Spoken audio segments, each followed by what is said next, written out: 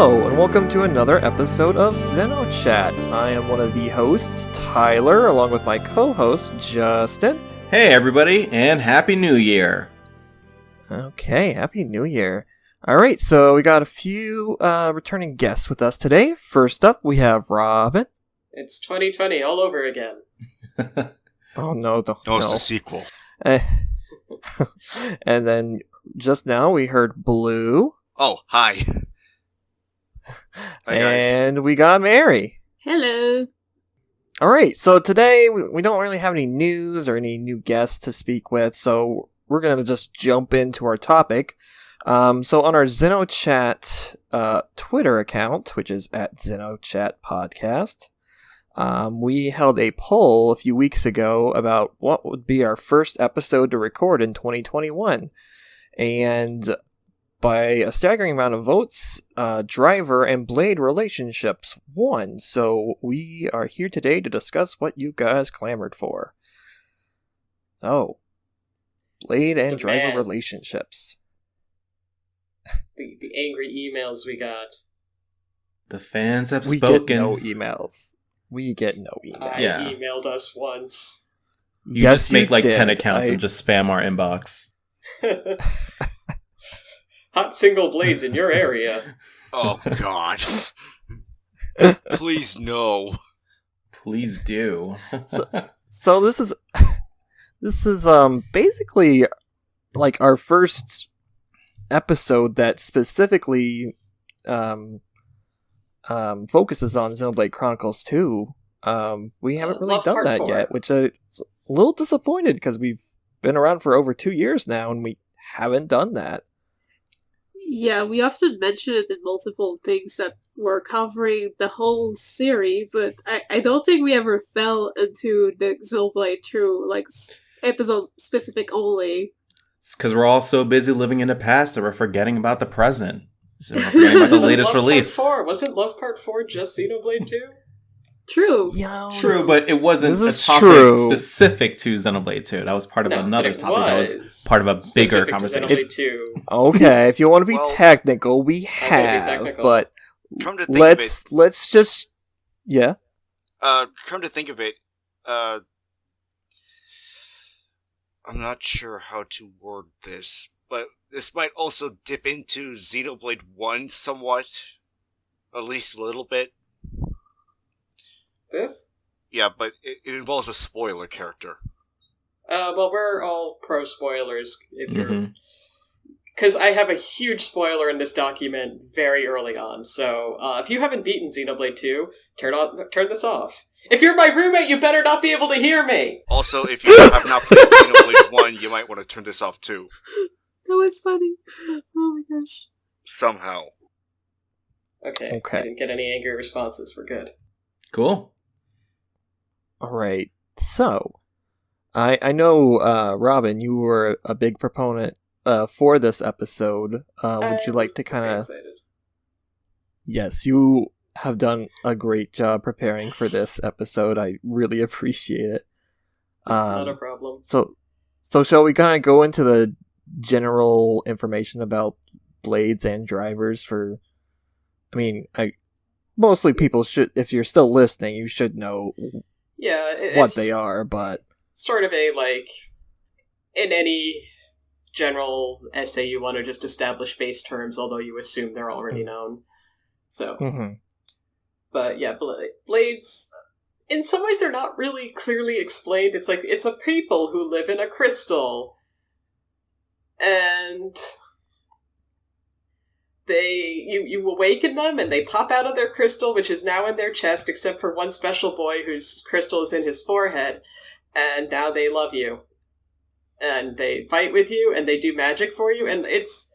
Like, that's a sufficient explanation, really, but, I wouldn't say they love you right off the bat, though. They don't. Actually, a lot of them hate you immensely. Yeah. They have feelings. Some of them are towards you. Some of them were against you. Yeah. But they do pop out, and you have a magic person who will help you fight unless they hate you. Chances are good that they do not hate you, though. Most of them do not hate you. Well, the interesting about them is that once their owner or driver dies, they go back into their crystal until they're paired up with another driver. But when they pair up with this new driver, they forget everything that they've experienced up until that point. So it's basically starting over with them. Yeah, pretty much. Unless they were smart enough to make a journal and write everything down. Well, if they made a journal, I mean, it's like if you read your journal from elementary school and it's just like, I have a crush on Brian, and you're like, I don't know who Brian is. Oh god. What if Bridget actually put in a journal entry like that? Bridget has a journal entry. Kat, I think, has mentioned that he interprets the relationship between Bridget and Aegeon as being exes, so there's an entire page in her journal that's just talking about how dreamy Aegeon is, and then she looks at it in a future version, she's like, oh god, gross. What was I thinking? Or something like that. Well, it kind of reminds me of Bridget and Mithra's relationship, because oh yeah, oh my god, yes, because 500 years ago they were basically rivals to each other, and then now it's just I remember there was I think there was a heart-to-heart that kind of went into that. Yeah, there's a heart-to-heart where Bridget goes, hey, I was looking at my diary and it says I kicked your butt. Can you describe how I kicked your butt? And Mithra's like, shut up, you never kicked my butt. If anything, I kicked your butt. Exactly. And then, that's about it. And then, I think, then in Torna, you get to see the event, but it is... I can't quite remember it very well. But you do get to see the fabled Bridget kicking Mithra's butt. Yeah.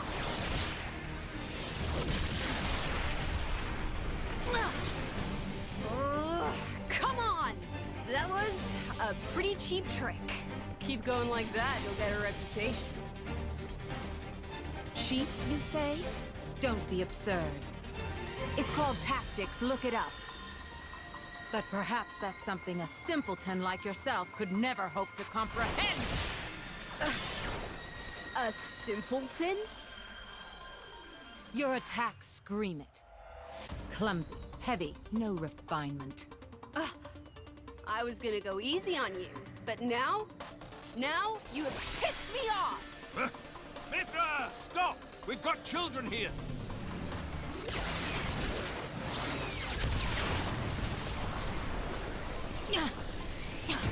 What was that? If that had actually hit me... Oh, didn't like that, did you? I can see it on your face. Well, on that note... Mithra! Haze! Understood.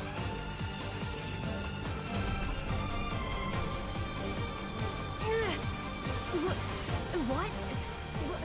How? Is this you? What the hell? She's our enemy. Adam plainly ordered you to stop. Or didn't you hear him, simpleton? How extraordinary. I'd heard of a blade with the power to restrain others, but I never thought... And did she say Adam? It can't be. I don't super remember when that happened. I remember them training at some point, but I don't remember seeing the Bridget and Mithra fight. It's a thing where it's like I vaguely remember it, but that's about it. That's all I can say. Maybe it was a 2-second thing that happened somehow. I would have to replay the games. Well, fortunately, I am replaying them, so if I see that, I will be sure to try to remember that that was of any significance to this episode. And that I therefore should, include an audio bit. Anyway. Oh, that's fine. Now, should we also get into how blades are born as well? Do you, how they were made initially, or just, because a driver resonating with the core crystal, the exact meaning of that is unclear. Right. Just you touch the core crystal and then you get a friend. Yeah, pretty much. Or you get a heart attack. Other option. Yeah, but it was always kind of confusing to me what exactly determines their life cycle, because they eventually do become titans at some point, and then eventually that titan will produce new core crystals. Right. So that actually does tie into a thing that I had to look up again. So one of the reasons that the titans are dying out is because the Praetorium does the core crystal cleansing, and when they do that, it says it reverts the blade to its original state. The meaning of that I'm not entirely sure how to interpret, but I'll probably come back to that when we bring up more about Amalthus. And because of that, it means that the core crystals are never getting enough experience to revive as a titan.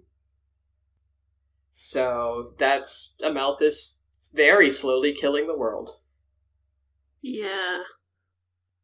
And that's also why there are no titans popping up. No new titans popping up. Right. Mm-hmm. Anyway, so basically with blades and drivers, again, like the specifics of how does the blade pop out are weird at best and inconsistent at worst. But basically it's like the blade and driver have to trust each other, at least a little. Right. Yeah. And there's an element of dependency because the blade can't exist without its driver. Mm-hmm. Pretty much. Or they can, but they will revert to a crystal if the driver dies, and then it's like start all over again. So, like, they still exist, but like they forget everything and like pretty much revert to a crystal until the next human picks them up. So, yeah, there's that. And we do see drivers, abusing the bond. Oh, yeah. Oh, and we hear about even more of those. Mm-hmm. Oh, God. But for instance, like, Theory's driver asks her to attack Praxis, and Theory does not want to. Yeah. He clearly does not want to. I wouldn't call it asking, more like ordering her. Yeah. And then either way, she had no interest in that. And twisting Rex and the others up to be bad guys. Yeah. Still, that's an order that she did not want to follow. Ultimately, she kills him. So that's a thing that blades can do. They can just kill you. If you really push it too far. If you try to make them attack their sibling, they will not like that. Yeah, I remember that was one of the darker Blade quests in the I game. do have more on that later, but I remember that one was pretty messed up. But yeah, they don't have to obey. If anybody has awakened Dagus or Telos, you know that they don't really want to listen to you. Right. Yeah. Gameplay-wise, it's fine, but in like any story-driven scene, they're like, "What? No, I don't care." Yeah, the game kind of like assumes that they trust you enough to fight with you. Like, you're never in the negative with them. It's not like in Pokemon, for example, where you can have Pokemon that just straight up refuse to obey your orders. Right. In Xenoblade, you can only go up. You always assume that they like you and you're just raising their affinity from that. Yeah. I think another thing is, can't they not go a certain distance without their driver? Yes. Yeah. Again, that's a detail where I don't quite remember if they explain that too well. Like, what happens? Are they just weak? Do they collapse? Do they revert to their core crystal? It can't be that extreme. I don't think it's that. I believe it's one of those things where it's like they're powered down. Don't quote me on it. I think that's what it was. Because I know at least in gameplay. Because at the beginning, there's an attribute in any Blade's affinity chart. Any Blade can have this, I think, but it can determine whether they are stronger, if they're still at their level of strength when they're away from the driver. So, like, when you can deploy them for a Merc mission, you would want to... I'm sorry, I'm really not describing this well. No, you're doing fine. You're fine. Keep going.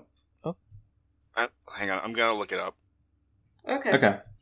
What I was saying was, like, I know in gameplay, you see, like, an actual little link between the driver and the blade, and that does change color the more their affinity goes up in battle. I think they call it affinity in battle. Yeah, it's affinity. Yeah, like, it starts off as, like, blue, and then it could turn into just, like, a bright, bright Kinda yellow, almost. Yeah, it's kind of golden color. Yeah, it's like yellow. I'd say that. Yeah, and I forget, like, how much that really affects her skills in battle, because I know, like, you can raise it really quickly. I get the way I have it set up. It's always I'm always building it really quickly, anyways.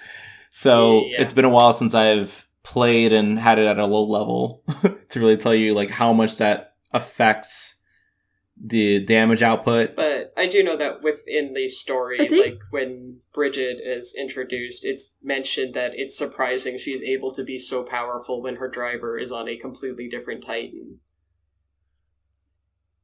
Okay, I found it. The mercenary skill Expeditionist can use full strength even away from driver. So there are some work missions where you can deploy blades with that skill. Yeah, some are needed, yeah. Okay. And whereas some of them are required to finish that mission. Okay. Okay. Sorry about that. Yeah, so it's a powered down. No, you're thing. fine. Okay. Thanks for looking that up. Okay, so... Oh, okay. I just looked up the affinity bond in battle. So, if the affinity according to the wiki, if the affinity becomes too low, the link between the driver and the blade can be severed, temporarily preventing blade arts and specials from being used. That never happened to me. It never really happened to me either. Like, I guess unless you run too far from it, I don't know. At max affinity, the driver unlocks the ability to charge level 4 specials. Yeah, I do remember that. Additionally, max affinity also allows the driver to use higher level arts than the ones currently unlocked through weapon points. Okay, so I guess it unlocks, like, a couple beefed up moves for you in battle. Yeah. Okay. But kind of going back to earlier, so I guess even though they do forget things, the drivers still have a big influence on the blades themselves, like how they develop. Yeah, it's a bit like having a new child. Like the child's gonna develop depending on the attitude of the parents, sort of. So I feel like this, even though they kind of have a pre-built personality-ish within them, like they still born without memories so much. Like they're like newborns babies almost. So like, for sure, like the person that's in front of them is going to affect the way they think and the way they go with their actions in their new form of coming back into the world type thing. Yeah, Pyro says that blades are basically formless when they are in the crystal, and they need a blade to kind of influence their shape, which is driver. Which is either a complete lie, because we see plenty of blades before we've awakened them ourselves, and then we see them again and they're the same.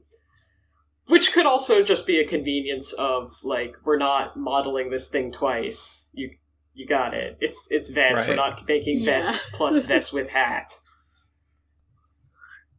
Yeah, I mean, right. It could be a little mixture of both. It might be depending on...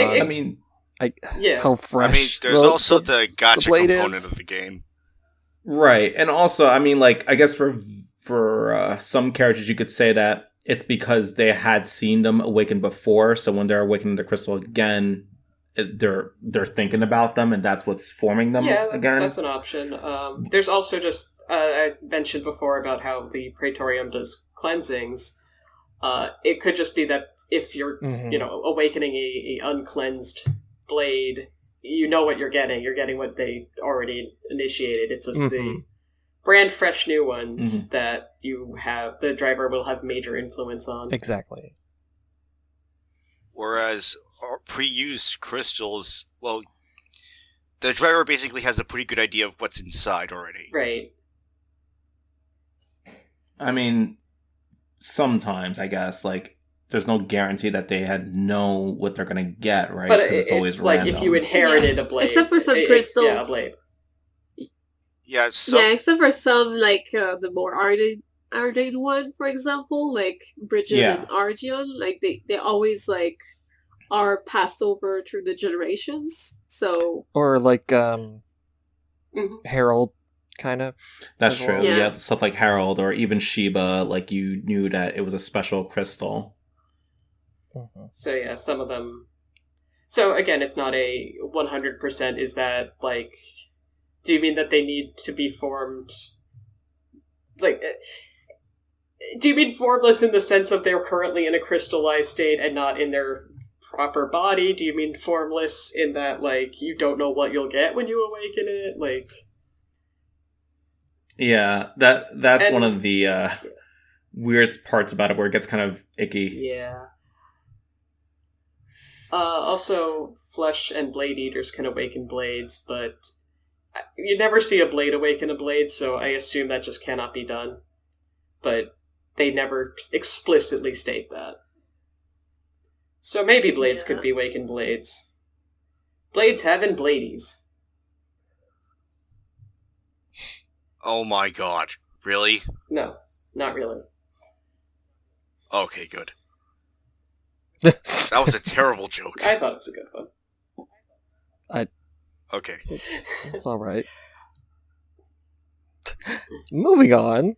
Well, moving on, the other important thing to note about Blades is that which is the huge spoiler. Last chance, back out. Anyway, that Run away! that Klaus ultimately explains that core crystals were created to replace human brain cells to prolong human life, and that's why Blades and Peoples confuse. But it doesn't really explain anything else going on. Right. It certainly doesn't explain Yeah, they Boreas, leave and it up until I in get an the- explanation for Boreas, all of these fall short. Yeah, it kind of leaves it up in the air from that point onward. Yeah, I mean, I guess it really just goes to explain how characters like Rex and Zeke survived. Yeah. Again, it explains how they confuse, again- but it doesn't really explain anything else, and it in fact opens more questions, I think. Well, maybe what Klaus did in the past changed the rules of the world so to enable creatures like Boreas to exist. So, I mean, we do know that, like, the rules of the world don't quite work. I just meant the part specifically about how does a thing meant to replicate human cells turn into a tiger, Mm-hmm. or whatever Yeah. Boreas is. Yeah, it doesn't make sense. Which is fine, it's a game. But you know what? I'm not asking for this to Exactly. fill a science textbook. Yeah, pretty much. It uses I guess- lifehold okay, you got me technology. there. I don't know. Never mind. There's a lot about Okay. Xenoblade 2 that you kind of just have to Yeah. just take at face value, really. Maybe the people of Allrust are just misusing core crystals the Well, whole I'm sure time. they are, because they're not jamming them into their skulls and living Yeah. forever. Which is apparently the intended use. They weren't supposed to make friends. Oh, well. But But making here we friends are. is fun. The power of It friendship. is, but if somebody said, here, this is a ball of stem cells, it will replace your brain muscles, I wouldn't think, okay, that's cool, but what if instead I had a whatever the fuck Boreas is? Well, if Klaus had Okay. just told everybody that from the beginning, They would have already jammed those Ah. into their skull meats. exactly. Okay. So, shall we go on to talking about the Aegises? Sure. Tell me about the Aegises. So we know they that are very, they're special, and they're very one of the things that special makes blades. one of the things that makes them special is that they don't need a driver to live, but it does need to be awakened by one, at least at first. And if I'm not wrong, they also remember everything. Yeah, They they don't don't go return under. to their crystal, so they don't Yeah. ever forget. Yeah, No, but yeah. Once wait, they're awakened, that's But before that, like, because if there's things like when Mitra, for example, did not react to the other dude because she felt his intention. Would that mean that basically she remembers stuff and does not want to awaken to some dude that's like not exactly right for her? She did not exist prior to. Well, okay, we don't really know what happened prior to Blade 2, but there's no reason for us to think that Mithra and Malos had ever been awakened. Yeah. They certainly present it as though a Malthus had a novel concept. Then again, I guess we never really saw them revert to Crystal afterwards, so it may have been like their first form for sure. Yeah. So I wonder if, as a Crystal version, if they would have kept their memories compared to other Blades or not. Well, when Adam dies, Pyra/Mithra doesn't revert. Like, True. She stays as she is. That's what's different about her. Yeah, they don't go back. So yeah, they just continue to live forever. Mm-hmm. And because they don't go back, they don't have to get new memories. Yeah. Exactly. Yeah, even when like Amalthus died, Malos was still around and kicking. Yeah.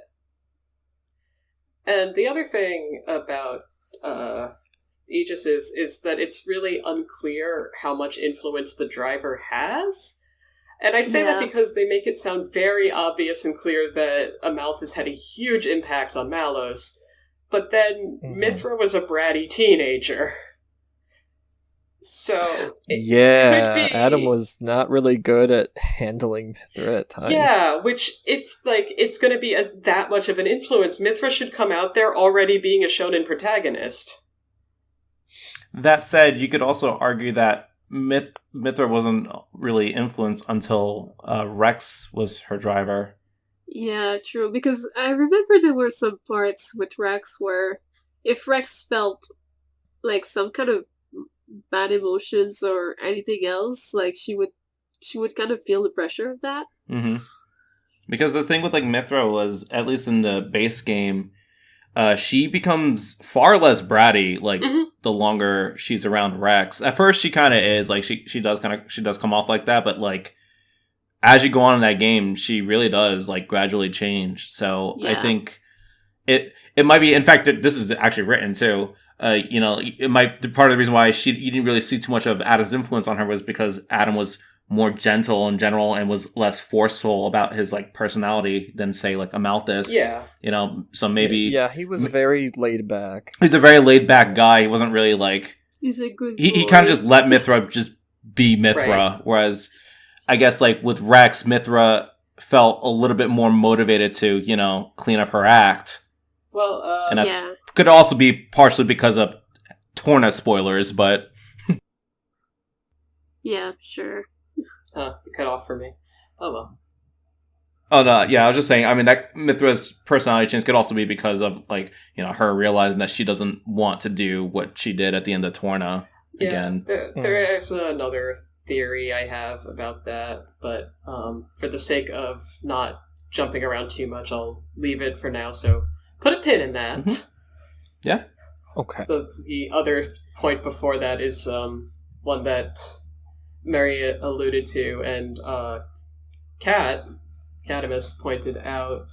I don't remember this, but there's a scene where it's explained that the reason that Mithra did not awaken for Zatar is that she could sense his intent. So, And was Zatar, that was Adam's brother? Adam's uncle, but yeah. Oh, okay. It's okay. I thought it was brother too, and then I had to be reminded that no, that's his uncle. That's his blatantly evil uncle. Yep. Yeah. It was so bad to Adam too. Big Krillian vibes. Indeed. So, getting back kind of to Aegis's, and the other point I said, hey, hold on 1 second. In Torna, both Adam and Jin will mention that they feel that Adam is not Mithra's true driver. So, which, again, it's one of those, I don't quite know what you mean. And part of the I don't quite know what you mean could easily be explained away with, like, you can't explain this relationship because it is not a thing where there is an actual human equivalent. So, you know, the whole not a true driver thing, I'm willing to be like, there's no human equivalent, we could not possibly understand what this means. But because of that, that could also be why Mithra was more compliant with Rex and Rex's wishes than, whereas she was much more stubborn around Adam. Mm-hmm.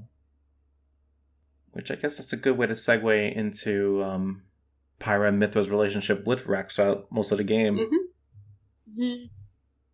So we've already established that, core crystals can be used to replace human brain cells and prolong human life, right? So early on in the game, obviously Rex is killed. A blade and through the Pyra, a sword through the heart. Yes. Yeah. And Jin's to blame. Absolutely. And Pyra saves him by giving him half her core crystal. Mm-hmm. And that was the beginning of Rex becoming Pyra's driver. And Bot, you have a little theory about that too? Yeah, so as I said, I thought the whole replacing brain cells is kind of stupid, because it's just stupid. It would make more sense if it was like a ball of stem cells and it could replace whatever. Because other parts of your body fail, it's not all just your brain.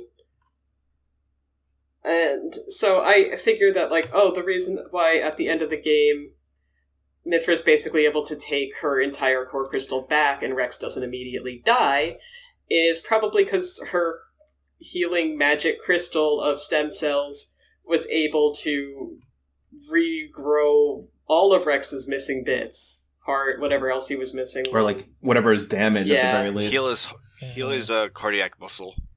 Yeah. Yeah. Like, it was basically a Band-Aid that she was able to finally remove at the end.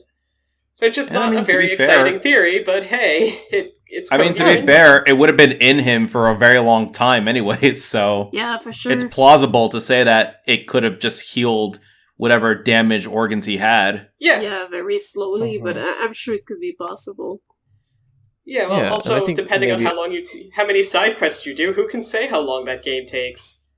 Yeah. You could have been spending 3 years because you had to do every side quest. A couple of 100 hours. I maintain that my gameplay time is inaccurate. So another point is that Rex and Pyra share the same injuries, but they don't share pain or exhaustion. This always kind of confused me because I feel like we only really see it with Rex and Pyra. Yeah. That's true. I was always very confused at how that worked. I think it's because they share the crystal. Yeah, they shared a crystal. A shared Aegis crystal. But you're saying, why isn't it shown so much with Rex and Mithra? Yeah, them or even any other Blade Driver pairings in the game, like, you don't see it nearly as much. Like, if a Blade and a Driver are being injured, it's usually they're being injured at the same time. Not necessarily like the Driver was hurt, so therefore you're seeing the Blade hurting too. That's explicitly stated by other characters that it's unique for Rex and Pyra. That's not how it's supposed to be. Yeah. Okay, I must have missed that line. Okay. Yeah, in one of the early scenes where you meet Vandam, and Rex and Pyra are tending to each other's wounds, Vandam takes a look at them and goes, "Wait, you have the same injuries, what the hell?" So, yeah, that's a unique thing. I thought it was...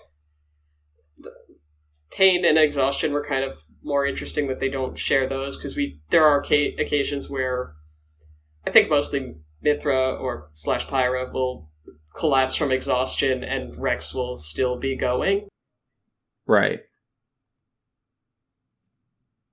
And as for pain, that part isn't as interesting, though it's maybe a little inconsistent. But again, going back to the scene where they're tending each other's wounds, the antiseptic that they use stings. And when Pyra puts it on Rex, Rex recoils, but Pyra does not. So, until he does the same to her. Marking physical damaged. Right. Right. And I guess, like, Pyra... but it's weird because I guess, like, Mithra wouldn't feel the same things that Pyra feels. I'm not...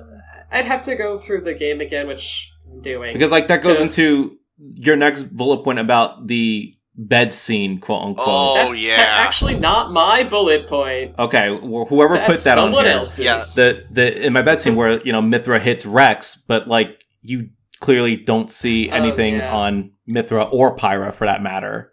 But she does comment about her head hurting. Pyra comments... She does? Yeah. The next day, she nurses Rex's head, and then comments that her head is hurting as well. Oh, okay. Okay. Well, then that's also weird, because, again, they should share the markings more than the pain. Anyway, that bullet point wasn't there solely for the injury part, so much as how people reacted to that part, but that's different. Well, yeah, that's a completely different conversation. Yeah. Yeah, let's not get into that. Nope. Yeah, but it does show that Mithra is hostile to Rex at first. Again. Mm-hmm. But it does it in this really cliched way. Yeah, well, she is acting kind of tsundere, so it's like she likes him, but she doesn't want to. She doesn't want to say it or whatever, and she gets shy. I think at that point, she in fact just does not like him. I think she's just shy. Right after she was awakened, and she is not happy about that. Yeah, it takes about about one more transformation into Mithra for her to consider. Okay, let's just give this a shot. Yeah. Yeah. But yeah, does anyone else have any thoughts specific to Rex and Pyra? / Mithra? / Numa? Oh, I know we talked about Numa the other day. We didn't quite talk about Numa this time. I talked about... Oh, yeah, that's right. I did complain about Numa's existence, but that's my problem with Numa. That's not my problem with Numa's relationship. We'll leave that for the new... No, there's not. For the Numa episode. Their transformation when Numa comes out is super cool, and I love those design hardcore. Oh, yeah. But Numa. there's a lot of this transformation that also... I'm not exactly sure how it makes sense, but at the same time it's supposed to be the true form kind of thing. And it's just like... But that doesn't make sense unless, like, Malos also has a true form? Yeah. Or is he in his true form? In which case, that's just poor storytelling of, like, well, why doesn't he get 2 bodies? She got 2 bodies. She even made herself a third. Yeah, that aspect of Numa was weird to me as well. I like the idea that, okay, it's Mithra... and Pyra Mithra kind of like taking both sides of themselves and just being one. Like, they're embracing both sides of themselves. I like that. That's actually good. There's a really good message to that, too. But it is weird to say that, like, Numa is the true form when the entire game and then Torna implies that Mithra is supposed to be the real form. Yeah, but Numa, I think, is supposed to be representative of like both of them being together, but also the driver kind of awakening a higher form or something. But at the same time, it's like it is pretty weird. But I feel like Numa in a way was probably born out of we just want to make something cool, probably. Right. Oh, 100%. Like, yeah, and it is cool. Our Numa figure. Don't get me wrong. I really like Numa. Like, her design is great. She's great in battle. I like I said, I think. What the story they're trying to tell with Numa was generally pretty good. It's just the only thing that gets weird is the fact that they're kind of calling her the true form when that kind of contradicts with pretty much everything else the game's been saying up to that point. Yeah. Yeah, and also it's not like Malos would have been the only one with 2 forms if he had 2 forms. Yeah. And even more than that, if they just said, like, made a note about, like, I don't know, Klaus could say, wow, the true form of the blade has been awakened when the Aegis and driver are in perfect harmony. And then we would know, okay, this is why Malos only ever had 1 form. Or Klaus just hated Malos. Or Klaus he does basically say, don't know why I named you Logos when you suck so bad. Well, I figured that Adam would awaken one aspect of his Aegis, which led to Mithra, and then after the events of Torna, she pulls out the other aspect of her crystal and creates Pyra. Right.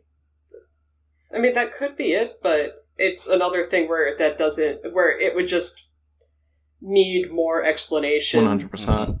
Because, again, they don't have... Like, I don't think that's a bad explanation, it's a thing where it would require someone saying something, like, about that. Unless Numa is just created by Mithra as just one final persona, like, listen, I'm gonna do a new start, I'm gonna take the best parts of the Mithra side of me and the Pyra side of me, and then here's and Numa. Give it a ponytail. Yeah. Coffee but I think with it also milk. awakens along with the true answer that Rex came up with whenever he went to see Adam's ghost or whatever in the special place, because they do something there, like he pulls out a sort of sword that disappears, and he's Yes, like, crystal sword. I got my answer now, and then like whenever he gets back to Paramitra, like she transforms into Pneuma, and just like, oh, okay. But at the same time, it's still like a part of the story that's still a bit like, it kind of falls in the hole of like, you're not exactly sure what's the the end of that. Basically, there are a lot of things about the Blades where they're not fully explained. Yeah. And that's kind of why I was excited for this topic, because it's just like, okay, let's compile what we know. Yeah, pretty much. Because to me, the topic of, Blades and drivers is really like, that relationship is the core of Blades. Mm-hmm. That they have to have this bond, and, that's Jin's whole issue when we get there. And so, spoilers for Xenosaga, hold on a moment. Oh, okay. Yes, I know, coming out of nowhere. A friend of the show, Feeny, at some point was asking, hey, couldn't Aegis defeat the or Udo, or, like, be immune to Udo? And I thought about that and said, well, no, because the entire thing about Udo is that it hurts people, and, like, people are afraid of it because it's the loneliest thing in the universe, and people can't handle talking to that. Like, it hurts their brain to have to deal with that. And then and Blades and drivers, like I said, Blades need their relationship. That is what we're basically arguing is making Mithra/Pyra stronger, and it's what hurts Minoth so much that he doesn't have that relationship. So, yeah, I forgot how I started this exactly, but other than spoilers for Xenosaga. Yeah, it just came out. It came out of nowhere, but that's okay. That's okay. Oh, I thought you were talking about relationships, and that's what made me think that, and possibly true. I lost my initial start train. We were talking about a bit the relationships, yes. Connected. I think you were talking about, could a Blade defeat Udo or something? That started the sentence that brought that up. Anyway, that wasn't the thing that brought up that topic. That was just part of that topic. Right. Well, darn. Sorry. Okay. Anything else about Pithra? Yeah, I think we're good. Because I mean, as far as Numa goes, we still don't. I think it's enough. a rabbit hole if we don't have enough information, Yeah. or the information is Yes. so vague could- that we would just go into a rabbit hole of guessing stuff. Yeah, we could go into a bunch Right, of that's theories, actually how Two but becomes one, and we can leave that for another episode. Yeah.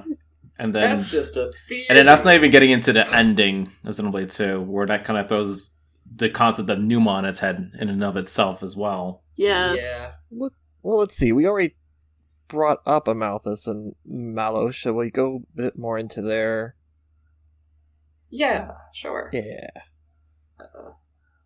Ray, do you wanna? I don't remember as much things with these two, because, again, this is another topic that kind of falls into, like, we know things, but some of the stuff was not clearly showed so much, so, like, my brain is trying to remember all the details, and it's just, like, it's a bit blurry.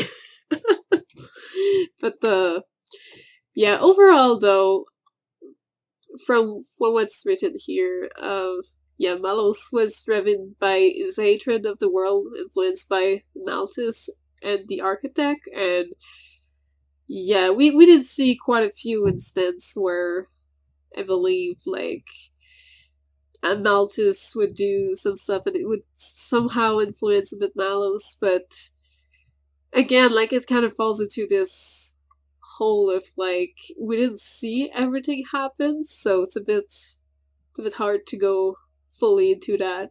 I may need some backup. Well, as I remember it, Amalthus hated the world and everybody in it, and when true. And when he awakened Malos, that hatred was passed along to Malos through their connection. Yeah. So basically, Yeah. Malos's hatred for the world and everything in it is basically secondhand. It's also childish. Right. So the logical conclusion is that Malos tries to attain control of the artifices and destroy the planet. Yeah, which is pretty Yep. crazy. Yeah, well, he's a JRPG protagonist. Yep. Yeah, he abandoned... He's an example, of course, of a blade that does not particularly care for their driver. Yeah, true. He's not a fan. But I mean, if Almatus was my driver, I would not be a fan either, so... There's only one of Amalthus's blades, and I have a bullet point on Amalthus in general later, that doesn't completely either hate him or is terrible. There's only one blade that he has that we see that's chill. I forgot his name. He has 3 blades, and only one of them is at all cool with him. Is this... Never mind. This We isn't have the a one bullet you have a point body later. pillow of. No, never This mind. isn't the one I have a body pillow! What? Sorry. What? I'm sorry, I didn't. Nothing. I didn't Never hear mind. that. What was that? Neither did I. Nothing. Let's move on. Okay. Okay, fine. I'm sorry. No, it's not Minoth! Okay. All right. All right. Well, speaking of Unbelievable.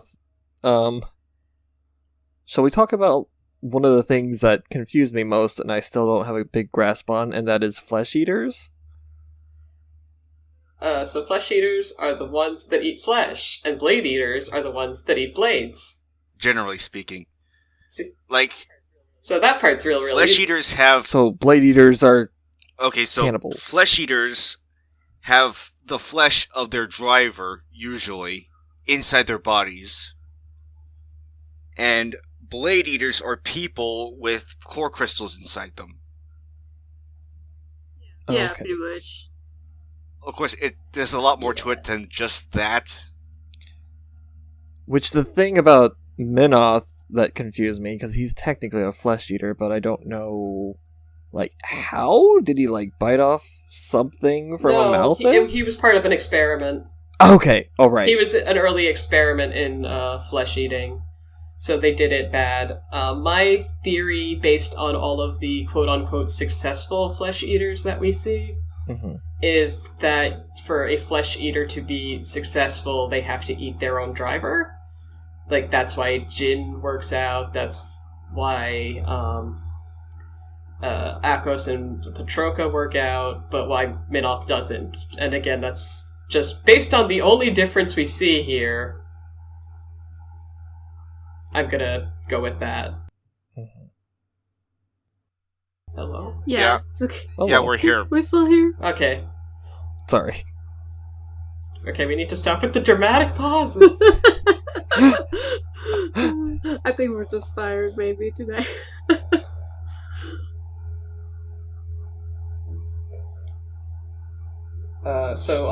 I guess just to follow that up until somebody else has a point. with Blade Eaters, it's very unclear if they need to be bonded. Yeah, in order true. for...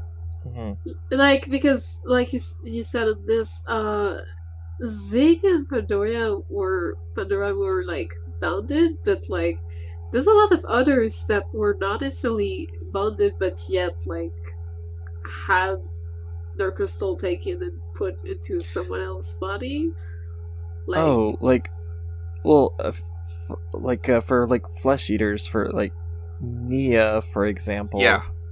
Was she bonded with the daughter? It's not at all clear.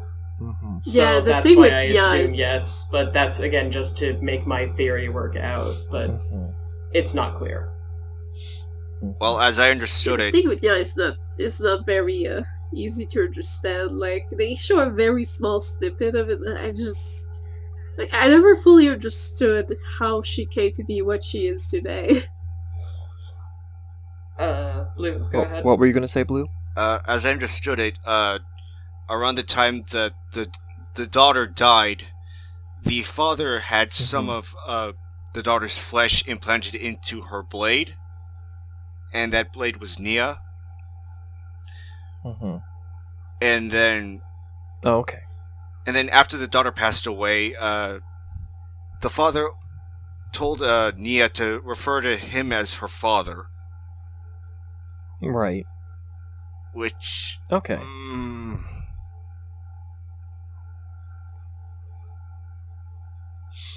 Okay. I think he dies pretty shortly. I know he goes broke. Yeah, Again. It's kind of strange.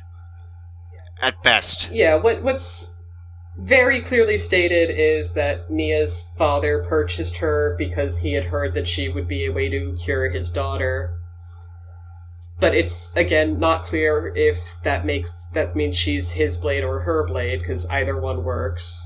Yeah, because technically... And when nothing was curing the daughter, that is when the father said, okay, can you just have a little daughter snack now? Ugh. Yeah. Why did you have to say it like that? It's so weird to think about it, but yeah. Daughter snack. But yeah, I can understand him then, like, trying to get Nya to heal his daughter, because in a way, Nya is a healing blade, but at the same time, it's like, if her healing was not working, then yeah.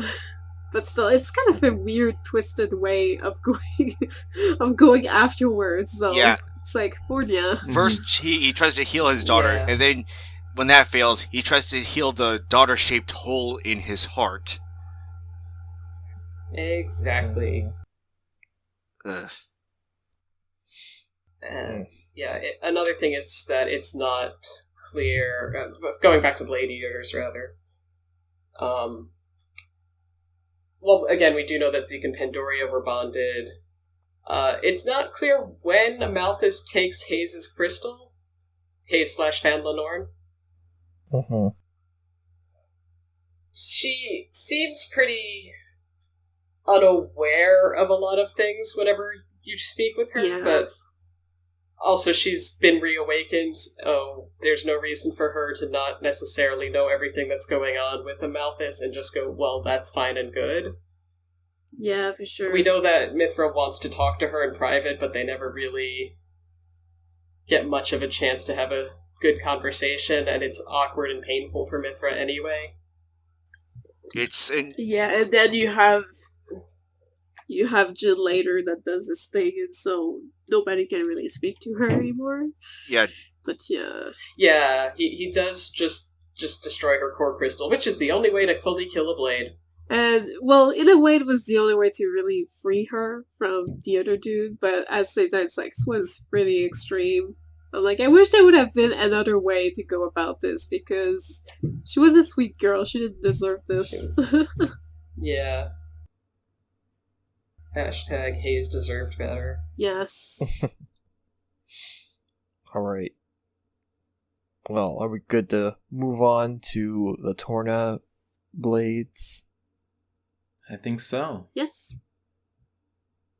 Alright, well, they have a kind of a radical stance when it comes to blade and driver relationships. Is this the group or the country? The group. Okay, group. This is the group that's named after the country. That's named after the video game. Yes. So yeah, Torna is a group of blades. Or well, I guess that's technically blade eaters. Flesh eaters? Or wait, flesh eaters and one blade eater? Yes. And the... Because Other is way. Mikhail? Yeah. No, Mikhail. Mikhail is a blade eater. Mm-hmm. Because the eater... The thing that the eater is after is what gets eaten. So flesh eaters eat flesh, so they are blades that eat flesh. Blade eaters eat blades, so they're flesh that eats blades. good mnemonic device. Mm-hmm. So All so right, there's yeah. 3 Yeah. flesh eaters, 1 blade eater, and 1 Aegis. And 3 blades. Yes. Yeah, there are Four blades. some blades Right, as well. 4 blades. connected 4, to sorry. them. And that's how we know that that flesh eaters and blade eaters and Aegises can awaken their that's own right. blades. I think Malus is the only blade to have another blade. Yeah, he's the only full blade that has a Yeah, blade. but he's also the Aegis, so... Yeah, so that's why I was saying that it's not actually... I don't think it's explicitly stated that blades can't awaken blades, but based on this being a notably weird thing, either they can't, or there's some reason that it makes no sense for this to happen. Or it's just a good way to masquerade as a normal person. Even if it is, that still means they still did resonate with the blades, and we know that they did this after the formation of Torna. Yeah. So, in the case of, like, Petroka and Petroka and Akos, it couldn't have been that, like, the drivers that they ate had awakened other blades, so now they inherited them. I believe Dromark is also explicitly a thing that Nia awokened after she was part Yes, human. that's right. Well, part Gormotti, but yeah.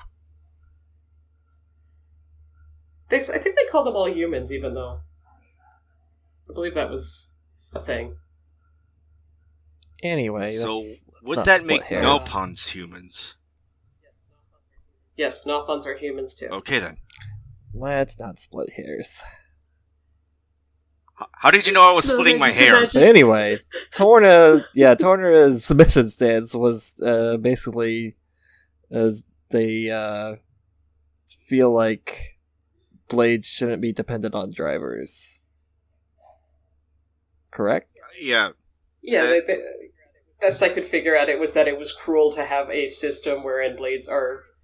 Like, very specifically to Jin, it was that it was cruel to make a world where you'd have a thing that's so dependent on this person who's, like, going to die, and then they're going to be forgotten, which is something that Laura specifically said was worse than death for a human. Yeah, I remember that part well. And that didn't do well with Jin's psyche. Nope.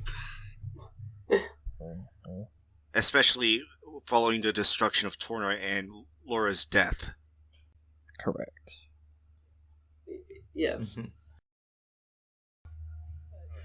All right. But Anyways, basically, Torna was made up of, as we said, flesh eaters and blade eaters. And the way most of them got recruited is that blade/flesh eaters are illegal. And therefore, when you find them, you're supposed to arrest them into jail forever. And shockingly, Petroka and, like, Akos didn't really love that. And Nia didn't exactly love that. Like, we do see Jin rescuing her. Mm-hmm. And we don't really know enough about all of the members to, like... Shit, what was my point? Like, to say exactly what it is that makes them bitter at the world, if anything. Like, Yeah. Or if it's Mikhail just- is weird because you don't see you see the beginning of a story and then you see near the end of his story, but you don't see the middle. Like I would hoped that Torna, the Golden Country, would have like fleshed out. Yeah, they're not no super pun fleshed out intended, his but- story. Yeah. No, Yeah. his story was that he was sad and now he's happy. Yeah, but at the same time, like, there's a part of the story where, like, how did it become a blade eater if, like, we know that it was through experiment, but we never fully knew, like, how all of that went and what exactly he lived, what exactly he experienced through those times. Well, we vaguely the bit that we know, which I don't know when it occurs in his story, is that the refugees from Torna were being used by the Praetorium to experiment with the blade eating. Yeah. And after that was good, they were all sentenced to be killed, and they just missed Mikhail. Yeah. We don't even really see where his crystal is. Nope. Not really. Anyway. I don't think we do. Well, I don't remember, no. Well, based on where it was for everybody else, I would say it's on his chest. Yeah, but we don't know, like, is it in the middle? Is it to the side? Yeah, we don't Seems to the see side. where it is, exactly. But to be fair, it's also covered completely. And we know he's a failure, so we don't know that it isn't, like, in the back of his head and it's just covered by hair. True. They could have said, what if we put the core crystal on the left buttock? We don't know. That's for fanfiction to decide. Fanfiction, why don't we put the core crystal on the left buttock? Because that's gross. You're right, it That's should be also the right gross. Let's move on from. Yes, please. Let's move for on. right now. For right now, at least. Oh, for God. right now, at least. Nice. We'll table this one. Mm-hmm. Yeah. So, is there anything more about the Torna blades that anybody would like to discuss? Just kind of finishing up a thought of how everybody got to join. Like, Jin and Malos form it, so that's easy. Akos and Petroka are escaping persecution. Nia was already arrested and Jin busted her out of that joint. And presumably then said absolutely nothing other than, this is a group that you will be safe with. And she said, cool, sounds good. And then he just, surprise, I also want to do a genocide. Yeah, pretty much went like, Yeah, how about no? She's definitely Turner's newest recruit at that point in time. Yeah, they clearly don't even explain what they're up to. And Mikhail probably just joined because he knew Jin. Probably. Mm-hmm. Like, Jin was the one thing to cling on to after what happened with Torna. Oh, right. But also, like, I imagine that Mikhail would not exactly have a place to live at, so, like, to follow Jin was probably the safest spot, plus, like, he also experienced pretty bad things, so I'm pretty sure that he was okay with, like, going against the world as well, to some extent. At least until he... Or following Jin into that stuff. At least until he saw the ruins of Mortha. Yeah. I guess. I don't remember how he reacted to that. Yeah, he started to show doubts. He was not having a fun time. He showed some doubts, but also then he saw Torna and he was like, yeah, that's right. This sucks and is terrible. Like, anyway, he saw in Mortha the same fate that they were going to try to inflict on the rest of the world. And he was wondering if it was really worth that. But I think that it was more of a moment of like, well, you're just going to destroy yourselves anyway, because look what you did to Mortha. Yeah. Yeah, but this time it would be by their hand. By the Torna group's hand. Yeah, but that was their goal. Anyway. Yes. Moving Again. on. But just anyway. So, let's talk about some other notable blades and drivers. First off would be Dougal and Dolms.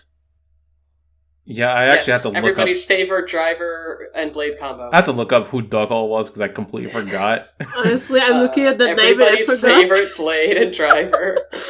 I'll let you guys cover this one. I forgot completely. I'm sorry. Well, he was like an antagonist earlier Yeah. on in the game. Yes, he's a very early antagonist. Early antagonist, Ordanian official overseeing the Gormotti province. Like, I think he was in charge of Torgos specifically. Yeah, I think I vaguely yeah. remember now. Yeah. He was the guy who was very fancy and rolled all of his R's. Oh, yeah, that dude. Oh, yeah, okay, now I remember. Yeah, when Rex and the others go to the ship to spring Nia, he blocks their path and brings his blade Dolms with him. Mm-hmm. Yeah, and he basically just he doesn't actually fight. He just uses domes like by itself to fight. He uses it as a He meat basically shield. uses. Yep. Right. Yep. Which that's not a very good relationship to have with your blade. And he might be a little loco. No, it's not. Like, He might be, but his justification for that strategy was that the blade will regenerate from whatever injury. He won't. If he dies, the blade dies. If the blade dies, he's fine, and the blade can come back. and then Nia retorts with, "What about the pain that the blade feels?" And then Dougal, in what has to be his craziest moment in the game, is like, "I wonder if you could feel pain." Wow. Yeah, I do remember That was a bit not of a that. nice man. Yeah, and it's not a very good first impression of more Ardanians in general. No. Thankfully, they're not all like that. I'm pretty sure that was by narrative design. Hashtag not all I mean, Danians. yeah, it makes sense though. Mm-hmm. Yeah, too bad. So we that's couldn't have just kind of like domes. an early thing discussing some non-standard relationships with blades and drivers. It's kind of sad that you can't ever get domes as a blade. Yeah. Yeah, could have been cool. Yeah, I feel like that would have been a neat opportunity to give more to that particular blade, and maybe see how domes would act with a better driver. But that would also Yeah, which is what they that did would with also Wolfric. involve killing Dougal. And I mean, we do straight up murder several dudes. True, but Rex and company are not cold-blooded murderers. No, but something could have fallen on him. Well, it didn't. I mean, it didn't, but it could have. I mean, Shulk didn't kill Mumkar. A rock spear killed Mumkar. Spoilers for Xenoblade. I'm pretty sure I already warned people about that, but not that particular one. But anyway. Spoilers anyways. Oh, god damn it. Yeah. All So right. anyway, let's go on. Well, let's talk about Nia and Dromark. So I mean, sometimes I feel like they didn't get enough to their relationship, but I feel like definitely Dromark is Nia's confidant. He's the best kitty. Yeah. He's that when he has that nightcap on. He's so cute. I love that so much. He likes his ears warm. Yes. He's so cute and he's so fluffy. He's very good. He's very good at like low key sass. The snarky butler to Lady Nia. Yeah, but that's but honestly, like he's such a good character. But I do wish that we would get a bit more about how they got to meet up exactly, and like a bit more of their background in general. Like we get some little bits, like little cookies here and there, but like it's nothing that is very like shown in first portraits, sorta. So we see Nia awaken Dromark's core crystal, and then we see them running away from the authorities, but that's about it.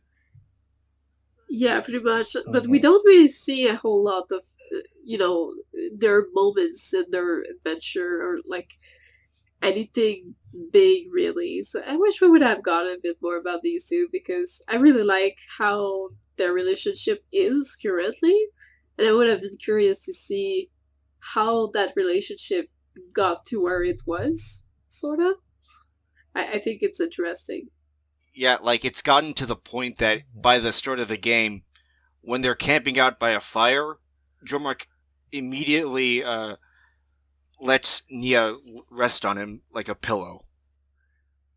Oh, Oh yeah, because I mean, it's definitely I you need can a tell Drew that March in their real life. relationship with.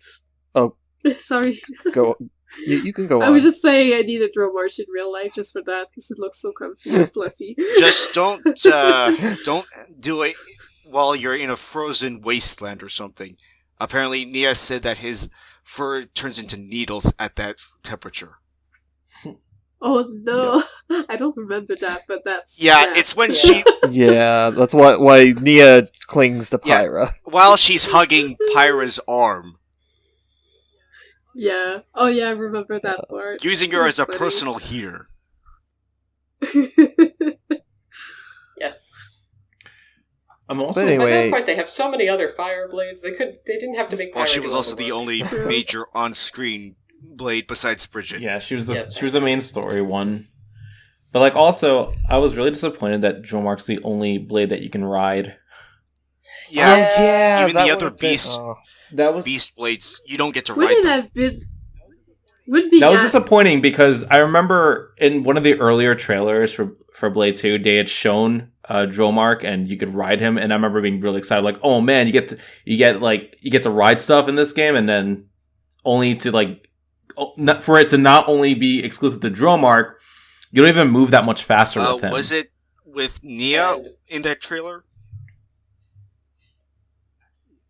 Actually, it might not have actually even been with me. I think it was actually with Rex. Nia, Or I don't know. I gotta look at that trailer I again. wish I would have been a feature though, because being able to ride your beast blades, I think would have been really cool because you could It'd have have been Even if you awesome. don't- you could have walked a bit faster in the world, especially like in Xenoblade 2, like coming from Xenoblade X where you had a sprint, and like in Xenoblade 2 you did not and was back to like running quote unquote very slowly.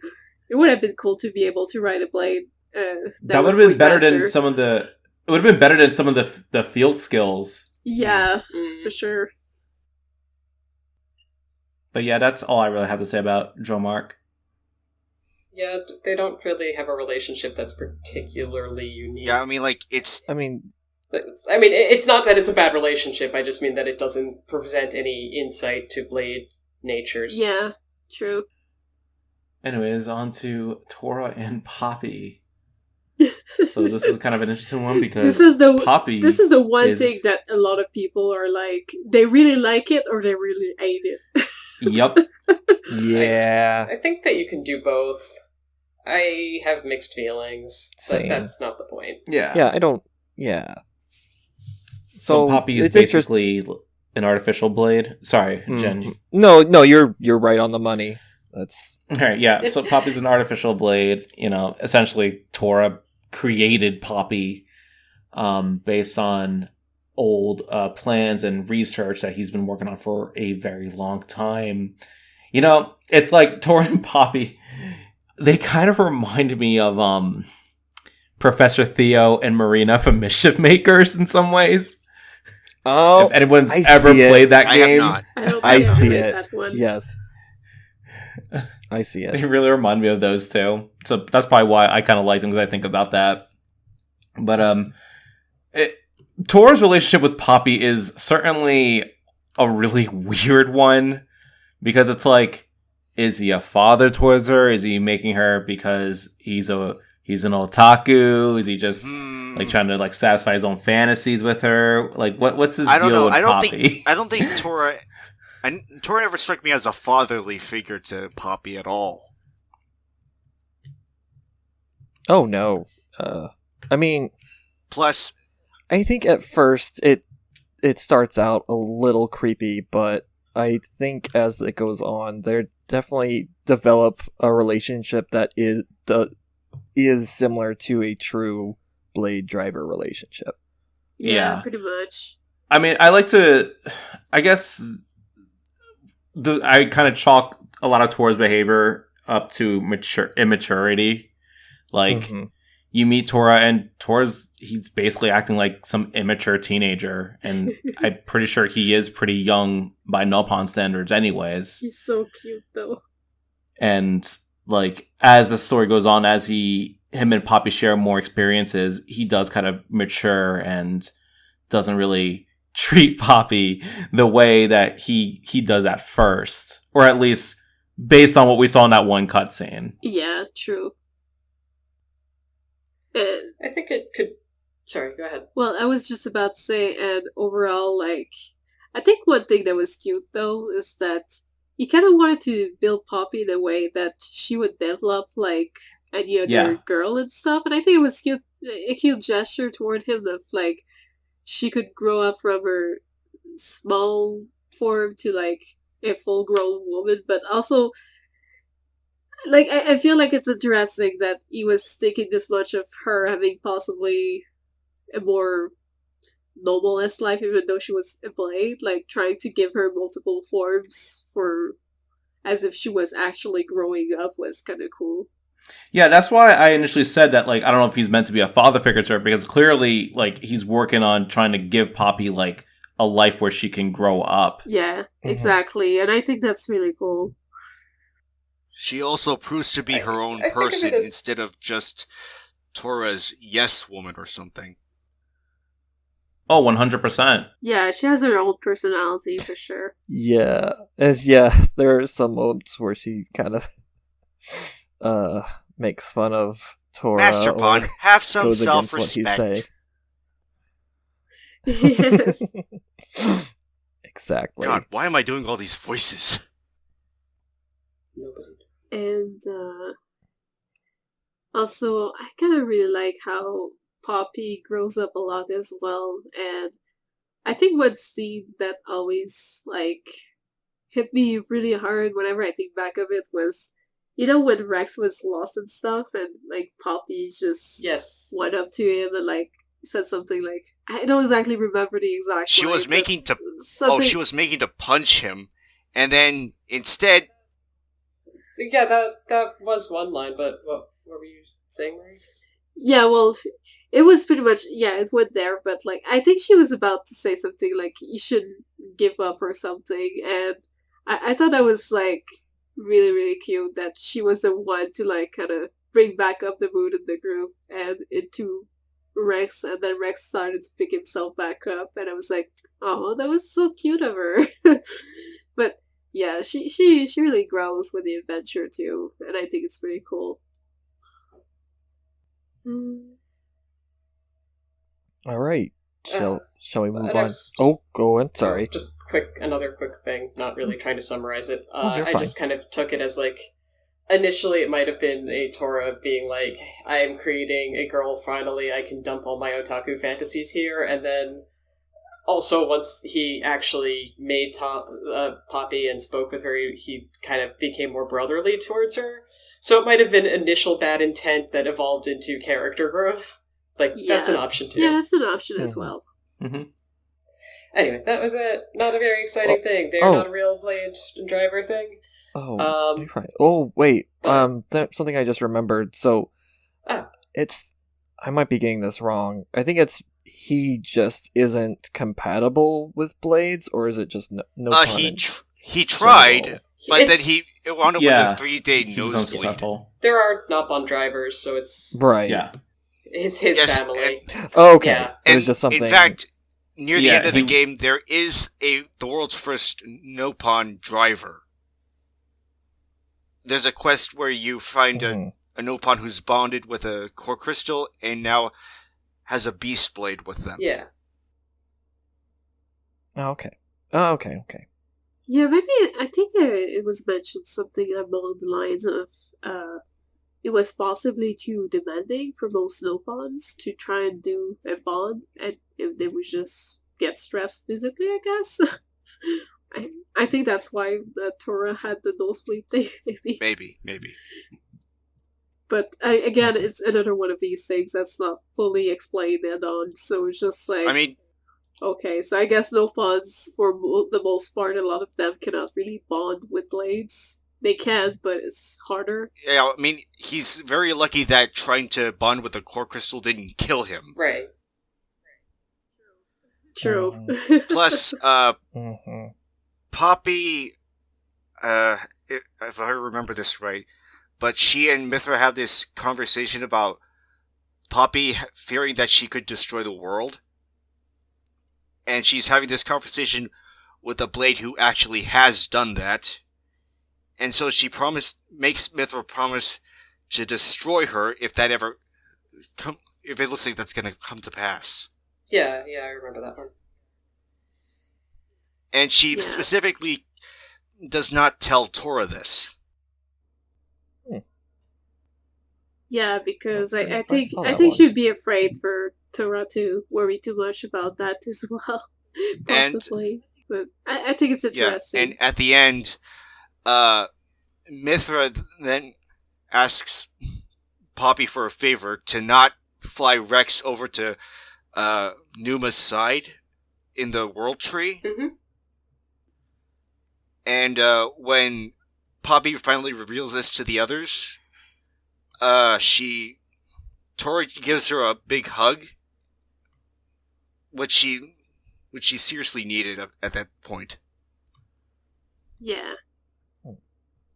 Like, no judgment, no telling Poppy to fly Rex over to Mithra's side, Nuba's side.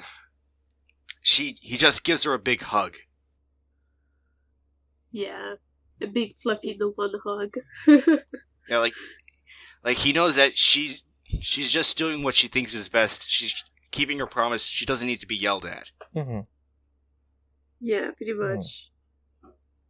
So, shall we move to the next bullet point of this Yes, thing? please.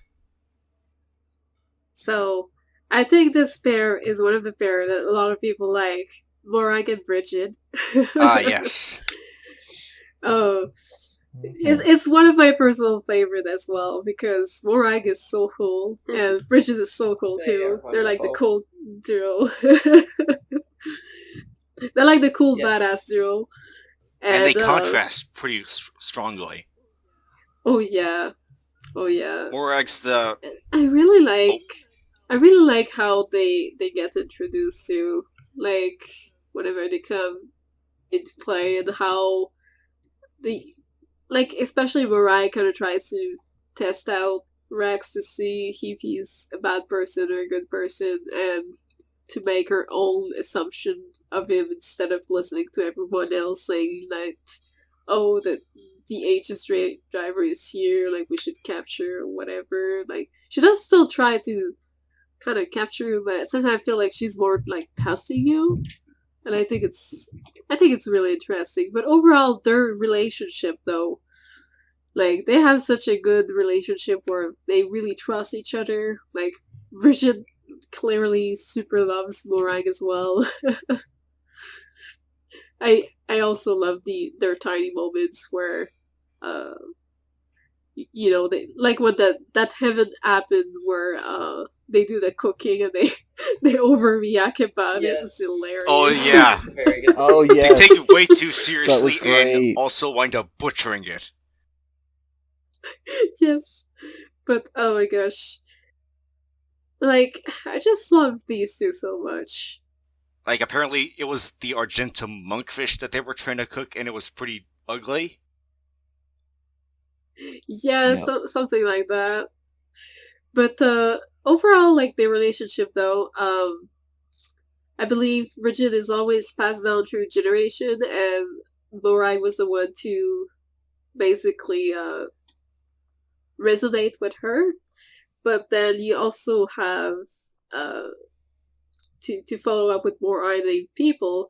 There was also Aegon that was also passed down, and at first he's with Nials, but something happens, obviously. We already like spoiled Nials this. pretty much... You could just say he dies. I mean, yeah, he dies, but then he's meowing Briefly. Politically dead for a time. healing. And then, because of that, the core crystals return to its crystal form, and then you, the player, gets it. Though, I think, I can't remember, does it It only resonates with Morag. Is it only, Yeah, that's what I thought. Because it only resonates, I think, with Morardane, that Morardane. I think also that the type game thing. was like, no, this doesn't make sense for anyone Otherwise- else to have Aegeon. Exactly. But what's cool also of these two is that they used to also be the blades of our friend from old Torna, which I forgot his Hugo. name. Thank Hugo. you. My brain just went like, beep, what's his name again? But yes, I remember Hugo very well as well, where, like, it was kind of a mix of Morag and Jan's personality in a way, and I think it's interesting that, like, his descendant afterwards have those blades and so on. It's just so cool. But, yeah. I'm not exactly sure how to elaborate further than this, other than I really like the whole lore thing where the Morardane royal line pretty much keep those two blades into their line, and like they always pass down. And how also Bridget keeps a journal for past life. I don't remember if Aegeon was doing I don't that. think I'm so. not quite sure he There's was. I don't think so. there's a bit of dialogue that says he does. Oh, he does? Oh, he Yeah, does. Okay. I found that out on the wiki. I when wasn't was sure, trying to remember how to because- spell his name. Okay, so they both have journals, but only Bridget is given as much focus as it is. Well, Bridget also gets much more focus than he does. So Yes, Oh, yeah, he gets so little attention. but Yeah, But he- like his portions are very much smaller as far as screen time goes, and he's not someone who speaks nearly as much as Bridget does. Like, he's more of a quiet guy, kind of awkward quiet guy in the corner. But he's still a very lovable character, though. yeah, he's a nice guy. Yeah, and he does care very much for, like, whoever he serves and stuff, and he's sweet to the people. He's just seem a bit awkward with conversation in general. and Maybe. this might be me misremembering or something, but he does get a bit of a spotlight in Torna Yes. when he against Malos. I mean, he is there. I don't know. He's I'm still trying to pretty. remember. He's much more quiet. He has a few good lines, but Okay. Yeah, he's more. The thing is, he's more a reserved guy. That's how I would describe him. He's a bit more reserved, and I think he only speaks when he needs to, and if not, he just keep it to himself. I do kind like of the a way thing. he says cooking. That's Well, good. Oh, yeah, true. Well, Bridget speaks a lot more and is like, do not. Also, I would say do not make Bridget angry. I think that would be scary. But overall, like, Bridget speaks a lot more. She has more screen time, obviously, because she's a bit more in the front line with the group. While Aegeon, lore-wise, would appear a bit later, but even then, like, he's more of a secondary blade. Like, it's always Bridget that's kind of in the front line of the cutscenes. So, yeah. I do wish we would have seen him a bit more in some cutscenes later on, though. Because he's a really cool dude. So, do you guys have anything more to add to these two? No, I think that basically covers it. Yeah, I mean, like, aside from the Yeah. obvious contrast in costume design, Oh, yeah, I guess. Between the two, or Yeah. Morag. Bridget having being clad in a dress, and Morag being clad in military garb. Well, she's a blade. It's her military dress. Well, I guess that's true. Anyway, Morag and Bridget are awesome. Yes, they are. Shall we go on to Zeke and Pandoria? Yes! or memeable duo. I just love What them a bunch so of much. goofballs. Yeah, They're a the lot best of fun. goofballs. Like, I remember every time they would appear on screen, I was like, it's them again! They're gonna make me laugh, yes! Because they were doing all the most crazy pauses and were disappearing Team Rocket Yes. Oh, yeah. What if Team Rocket was JoJo? way. And the good guys. Yeah, pretty much. That describes them very well. It's like, what if it was a Team Rocket but doing JoJo poses and then just blinking through the sky? that's Zeke and Pandoria for you. But yeah, I really love this duo, and like they're obviously super close, and like as we said earlier, like Pandoria does give half her crystal to Zeke to save him from dying after receiving a hit in some attack at some point. I don't remember all the details. I think I remember Yeah. this part. So, so they were attacked by bandits, and Zeke was mortally injured. And yeah, something like that. And I think Almathius Amalthus came afterwards. found them, and then he implanted part of Pandoria's core crystal into Zeke's chest. And I'm not sure if I don't think it ever goes into how Pandy felt about that being done against her without her permission or something. But she's actually she confesses to Zeke that she's actually quite happy that he has her core crystal now. Yeah, but I think in her case she was willing to. Yeah, she give, would have done it anyway. Half her crystal, yeah. Yeah. But yeah, like she did mention that later on, that she was happy that he had like a portion of her into him type thing, because it made them closer and stuff, and like they obviously are super close, like I said. Like they've been together for a while, and like they both goof out together and stuff. They're like such a good Been through duo. the school of hard knocks that is Zeke's bad luck. Oh my god. I still remember when Zeke fell down and everyone was like, wait, aren't you going to help him? And she's just like, nah, he's gonna get back up on his own, let's go.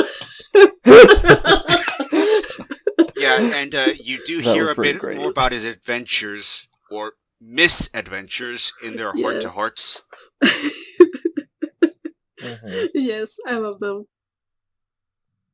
But yeah, I don't think there's all that much to add about those two, but except the fact that they've been together like for a very long time, and they super trust each other. They groove together. They're like a perfect duo that should not be separated.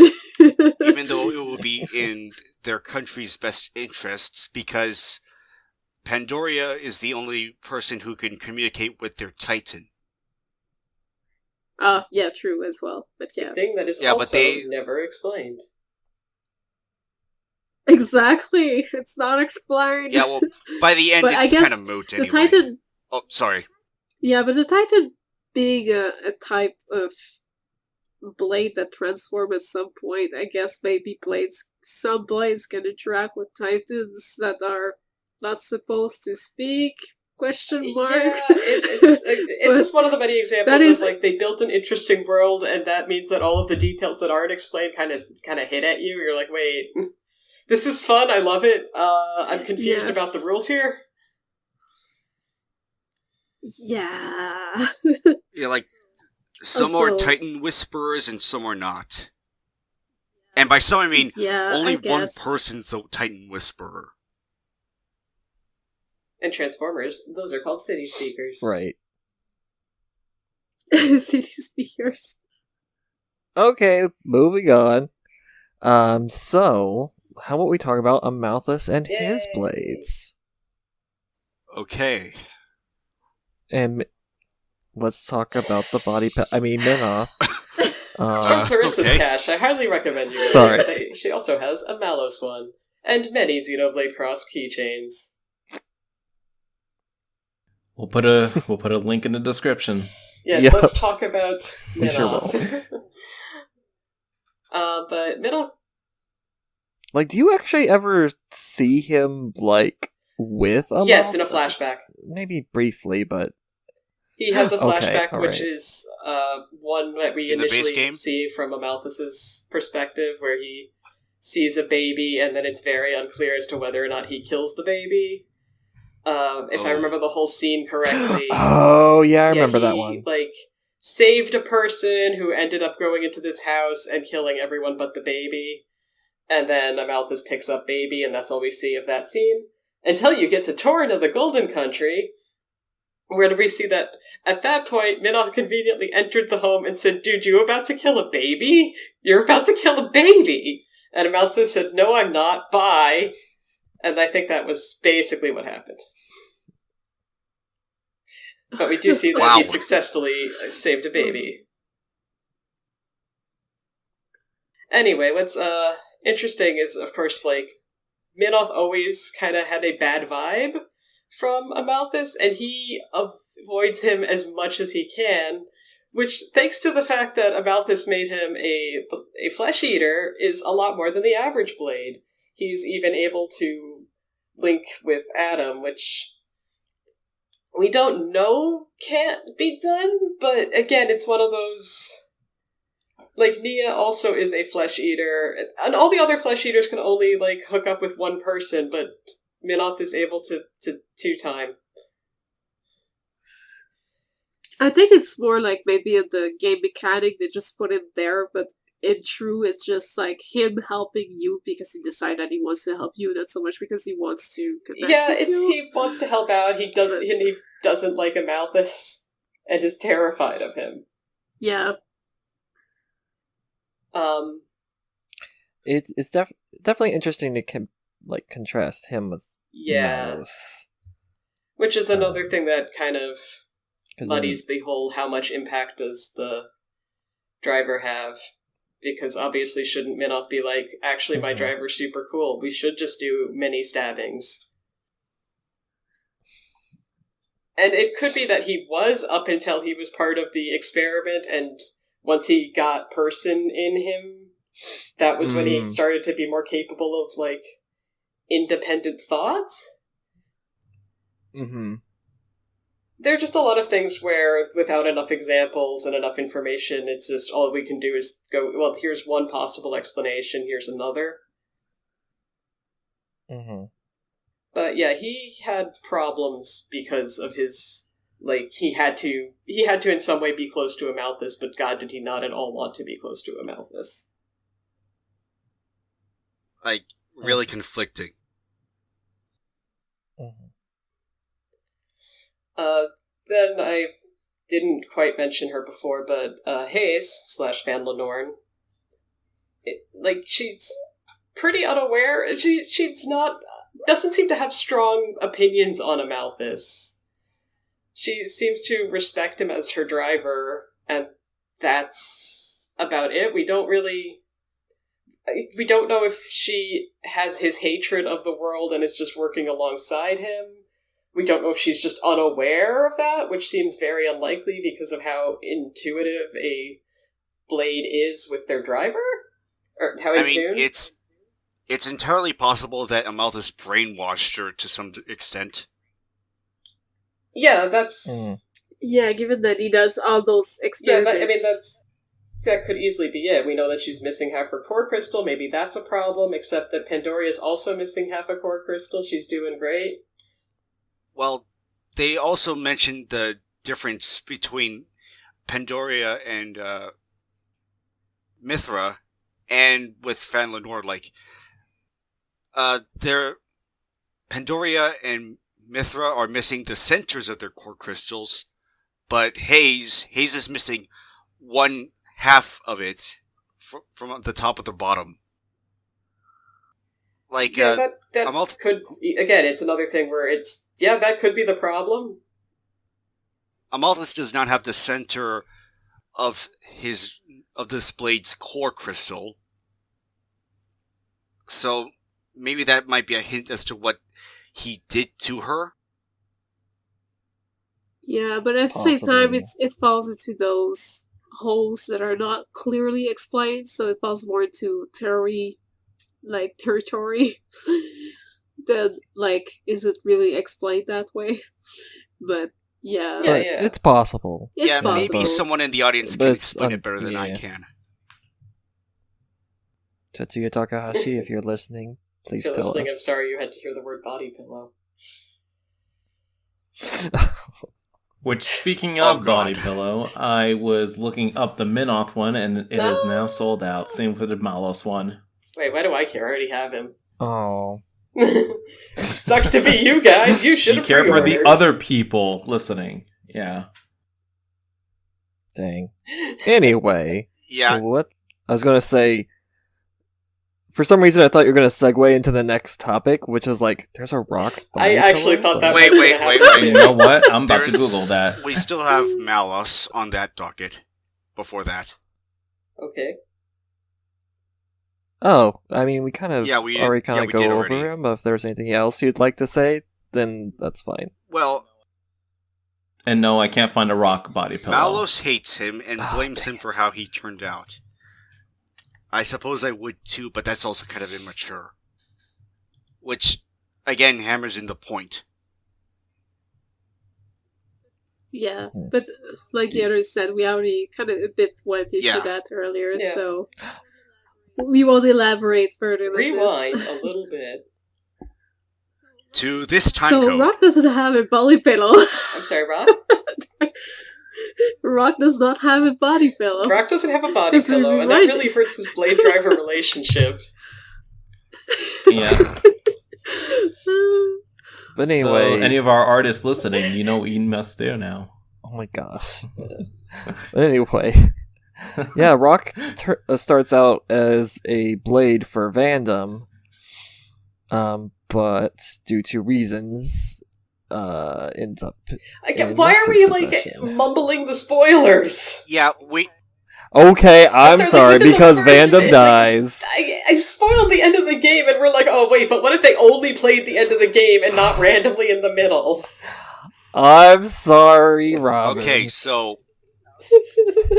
Tyler's just thinking about the person who starts the podcast more than halfway through. Skip. Yes. Long story short, Malos kills Vandom.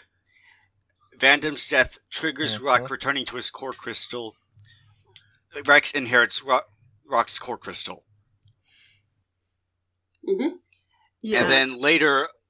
Oh, wait. Oh, go on. Sorry. And then,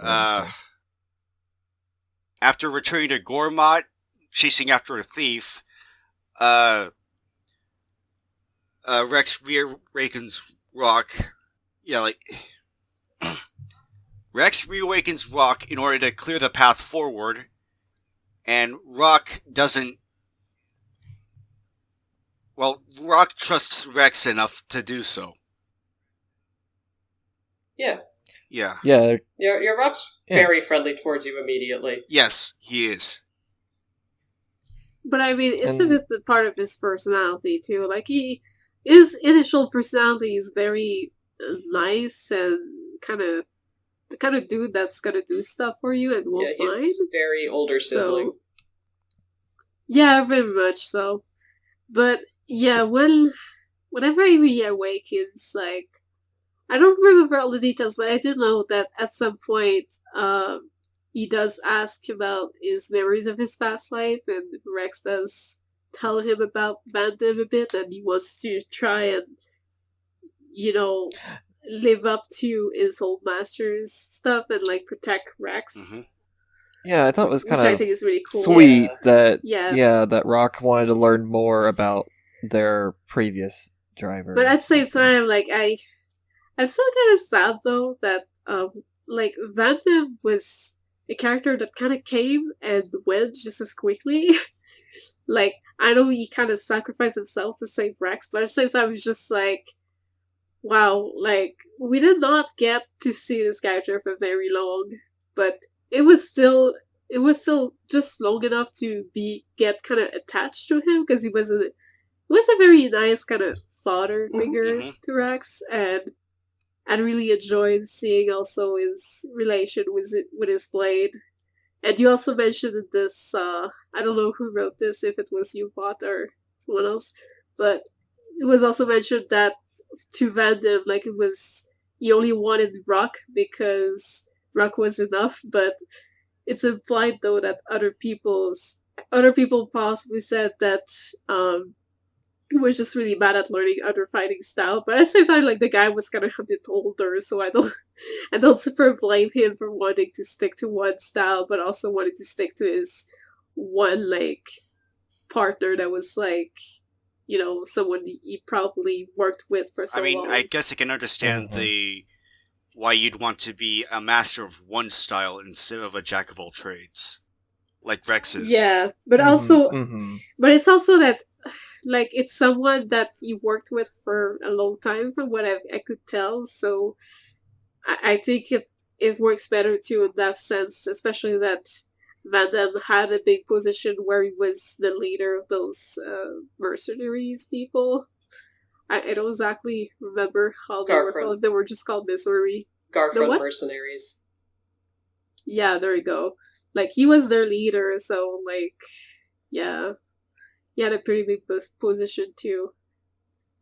But I really love how Vandam had this father figure toward Rex, like I said. Like, it was really nice that he was teaching Rex a few things and pretty much letting him know to, like, not be too naive type thing too.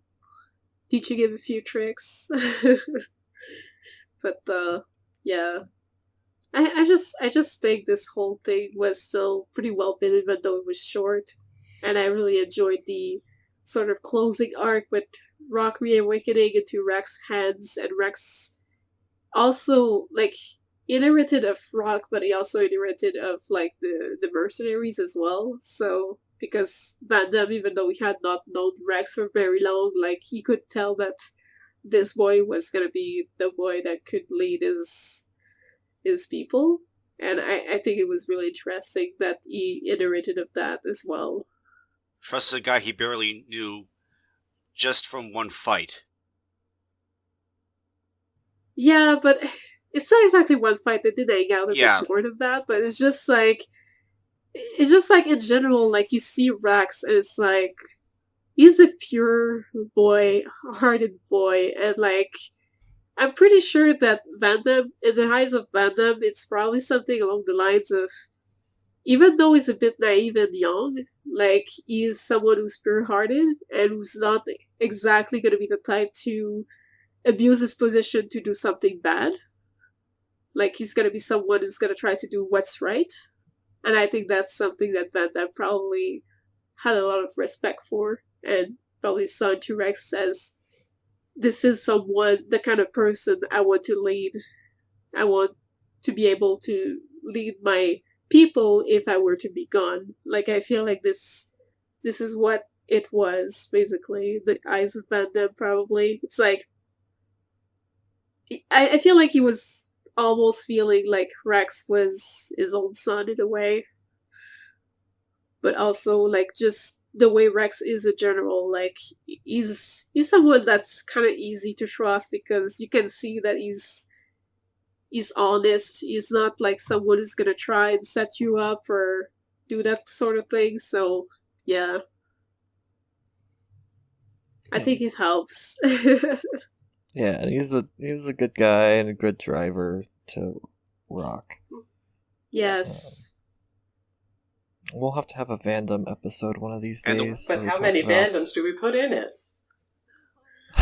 A lot. And the world of all rest is lesser without him. May he rest in peace. Mm-hmm. Indeed. Yep. Alright, anything else of Rock? Whether it's with Vandam or with Rex? I think that covers pretty much everything. I think. He's excellent non-binary representation. Oh yeah, yeah. Apparently his gender is labeled as 4? Yes, his gender is 4. Which is a good gender. The best gender. That's an interesting way to handle that. It's the best gender. All right. And now we move on to Praxis and Theory, which we just talked a little bit about, but we can kind of see if there's anything we can expand Oh yeah, on they were that. my favorite Blade quests in the game. I sadly did not finish their quests that's a all the shame. way. I hoped to one day, but they're basically, I mean, they're sisters, but it's kind of interesting because they start off as kind of antagonists to the party because their driver was kind of a jerk. Their drivers were But- criminals, people who hunted people and Yes. took their core crystals, sometimes even murdering drivers. Mm-hmm. I think that's about the only way you do get the core crystal. Yeah. Well, the first mission ends with Praxis suddenly returning to her core crystal because off-screen her driver died. And the second mission, I don't know if you've got this far. I did Okay, not. well, we already... I mean, go on. I know we've Go already on. covered it in this recording, but long story short, Theory turns on her driver and kills him when he tries to kill Praxis. And so she returns to her core crystal, but not before Praxis promises Theory that she will remember her and what she meant to her. So how does since I didn't get this far, how do their relationships between each other like change or develop as Rex and the gangs? Well, they Blades? join Rex's party, but they're still remembered by the general public as the criminals. Right. So they spend an entire quest rebuilding their image and to redeem themselves for their past actions and to grow closer as siblings. Yeah, and time is spent with Praxis trying to get Theory to remember her. Yeah, I wouldn't say that. I always thought it was more like turning over a new leaf, starting anew. Well, with the progress of events when Praxis is Reawakened? reborn. Yeah. Yeah, reawakened. Yeah, Theory's the one who tries to get her to remember. Right. And then, as we said, it ends with Praxis saying, like, I'm going to remember you, I'm going to remember how important you were. But then once you have the quest with Praxis and Theory, we see how Theory has now forgotten Praxis. Yeah. And Right. Praxis is trying to prompt her to be like, hey, like, we don't have to remember specific things, but don't you remember how important we are? Well, And then, in the end, it's like, wow, you two Blades sure are close, you're like sisters. Yep. Okay. And that could Well, that's- potentially be sort of the relationship that, like, Akos and Patroka have. Except that, like... I mean, well, no, because initially... yeah, that's a little more one-sided. She does, like, sort of come to regard him as a brother, but I think she does call him brother at least once. But initially, yeah, she's just like, that's stupid. But then again, so is Praxis, so... Yeah, but I mean, Patroka is also a big tsundere as well, so... Yes. It's like, she's gonna say that's stupid, but inside I'm sure it means a lot to her. It's just, she's shy. Mm-hmm. It's that type of personality. Mm-hmm. So, shall we move to the next one, or Yes. we have a bit more? Okay. So the next I think we're one good. is the one Blade that you don't want to be her driver. Because basically it's Azami, who is You also... very much obsessed with whatever driver she is attached to, and someone wrote Yandere Simulator, which is kind of accurate because she is a big Yandere, and so just like, yeah, I would probably run Yeah, away. you don't want to be her driver, and you don't want to be her driver's enemy. Oh, that's Yeah, true. Yes. being her driver's Yes. enemy is arguably worse. Also, if you just inconvenience her if she would like to be close to her driver, that's bad. Yeah. Yes, anything that stands in the way between her and her driver. Maybe her driver could placate her, but killed. That's about it. So Azami has deep feelings for her driver. Yeah, I guess we can leave it at that. Sadly, not much more to say. Yes. I do like... So I guess we can go to the next one. I do very much like Azami, maybe? though.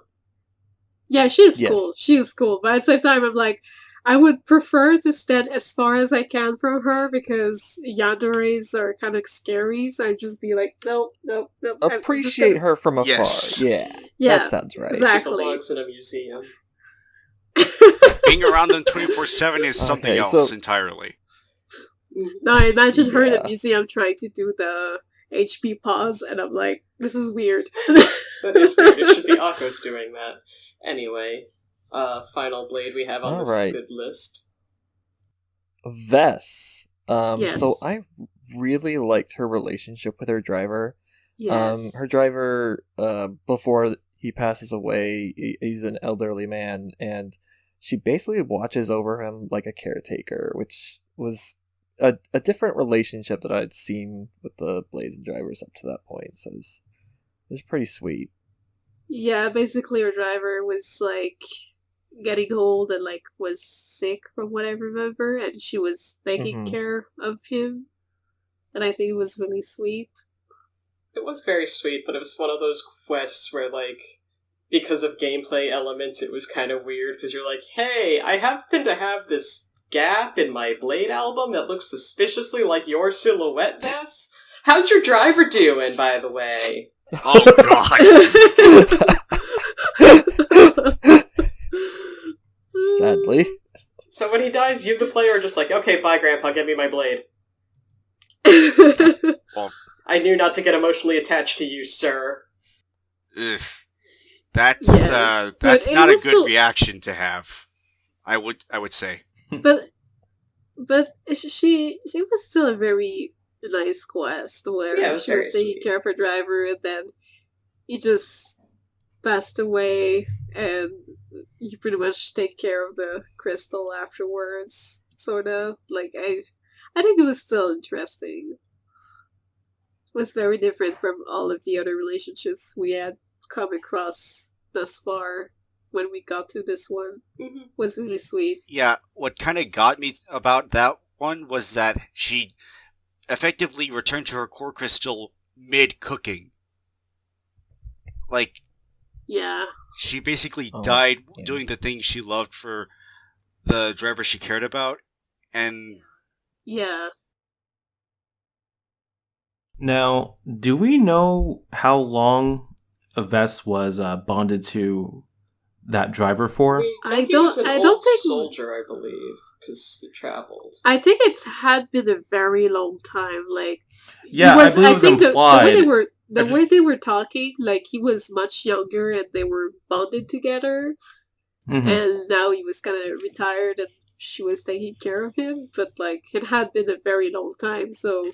Yeah. It's almost as if they were married, but not really. Yeah. Right. I knew that like it was implied that they were bonded for a good amount of time. I just wasn't sure if the game had ever given us like an actual time frame for that. I don't remember, honestly. I don't believe so. I mean, that would be a really interesting thing for the game to state explicitly when everything else is just, I don't know, guess.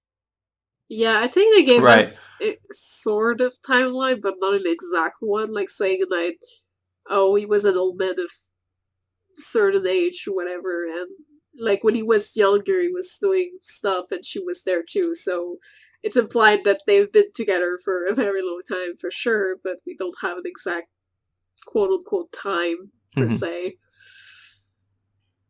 I mean, it's kind of nice because I always liked that story because it kind of gives you like a preview of what drivers would be like as they're growing old with their blades. Yeah. Mm-hmm. Because their blades don't age, but they do. Mm-hmm. Exactly. And the result is a superpowered nurse tending her patient. Yep. Or Yeah, that's one certainly result one at the very result. least. Like, she trusts this patient with her life anyway. I'm just saying, I don't know if Dagus is going to be doing that to you. Oh no!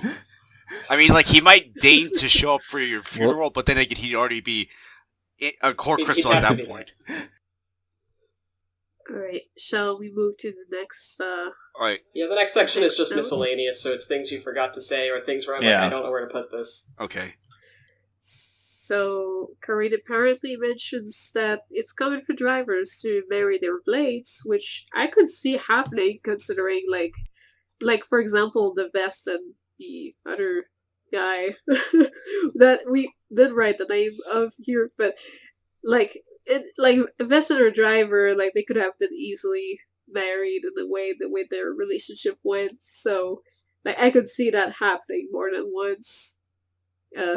Zik implies that people will sell blades as sex workers, which is a bit darker, but technically could also happen considering like there are drivers who abuse of their bond with their blades, or I mean, like you will could probably have a version of Izami that would not object.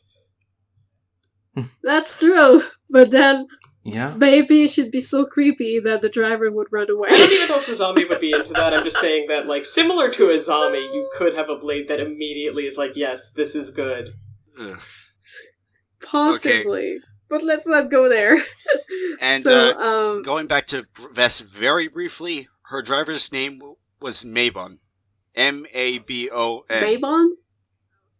Oh, okay. Thank you for looking that up, because I was trying to remember, but my brain and names are not working well together. There's so many names in that Yeah, game. don't worry. I'm probably So- a little worse. So, okay.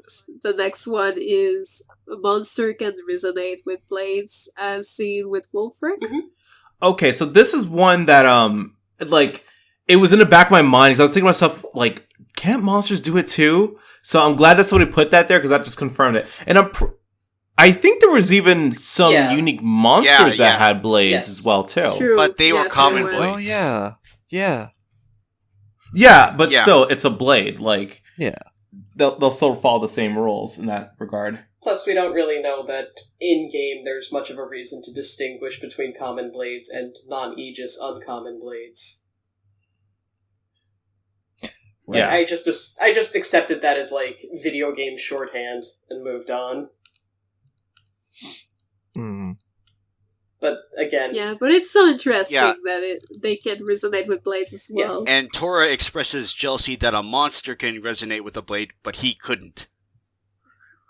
Yes, he's not happy True. about that at all. Yeah, and, well, there's even that no pawn driver I was talking about earlier, but I don't think he comments on that one. No, sadly he doesn't. Huh, darn. So I think the next bullet point was your thing. Yes, it Blue? was. Do you want to elaborate on it? So we know that, we know that there are 3 Aegis crystals, and that Xenoblade 2 revolves around 2 of them, and the definitive edition of Xenoblade 1 reveals that Elvis is the 3rd Aegis. So what I'm wondering is, what's his connection to that world? Is he connected to Zanza as a disciple? Or is he like connected who's to... his driver? Yeah, maybe. Or is he just connected to the world itself as its overseer? Like, it does explain one thing about him, but it also opens up a whole bunch of possibilities. Yeah, I think it's another one of these rabbit hole of like they did something, but they did not really explain it. Yeah, Elvis. Yeah. I think But I think it's still interesting to think of the connections, but at the same time, it's like, it's a bit of a rabbit hole. Yeah. What were you gonna say, Robin? don't. The world of the Bionis and Mechanics could be smaller. Mm-hmm. Like, it could be on a smaller scale, and that's why Elvis can have that much control over it, because it basically implies that Elvis just runs that. Possibly. Yeah. Possibly, yeah. Like, I know that the world of Bionis and Mechonis and the world of Allrest are two different separate spaces. Yeah. They share some rules, but differ in other rules. Like, there are no blades in the Bionis Mechonis world. Right. Well, not in that sense.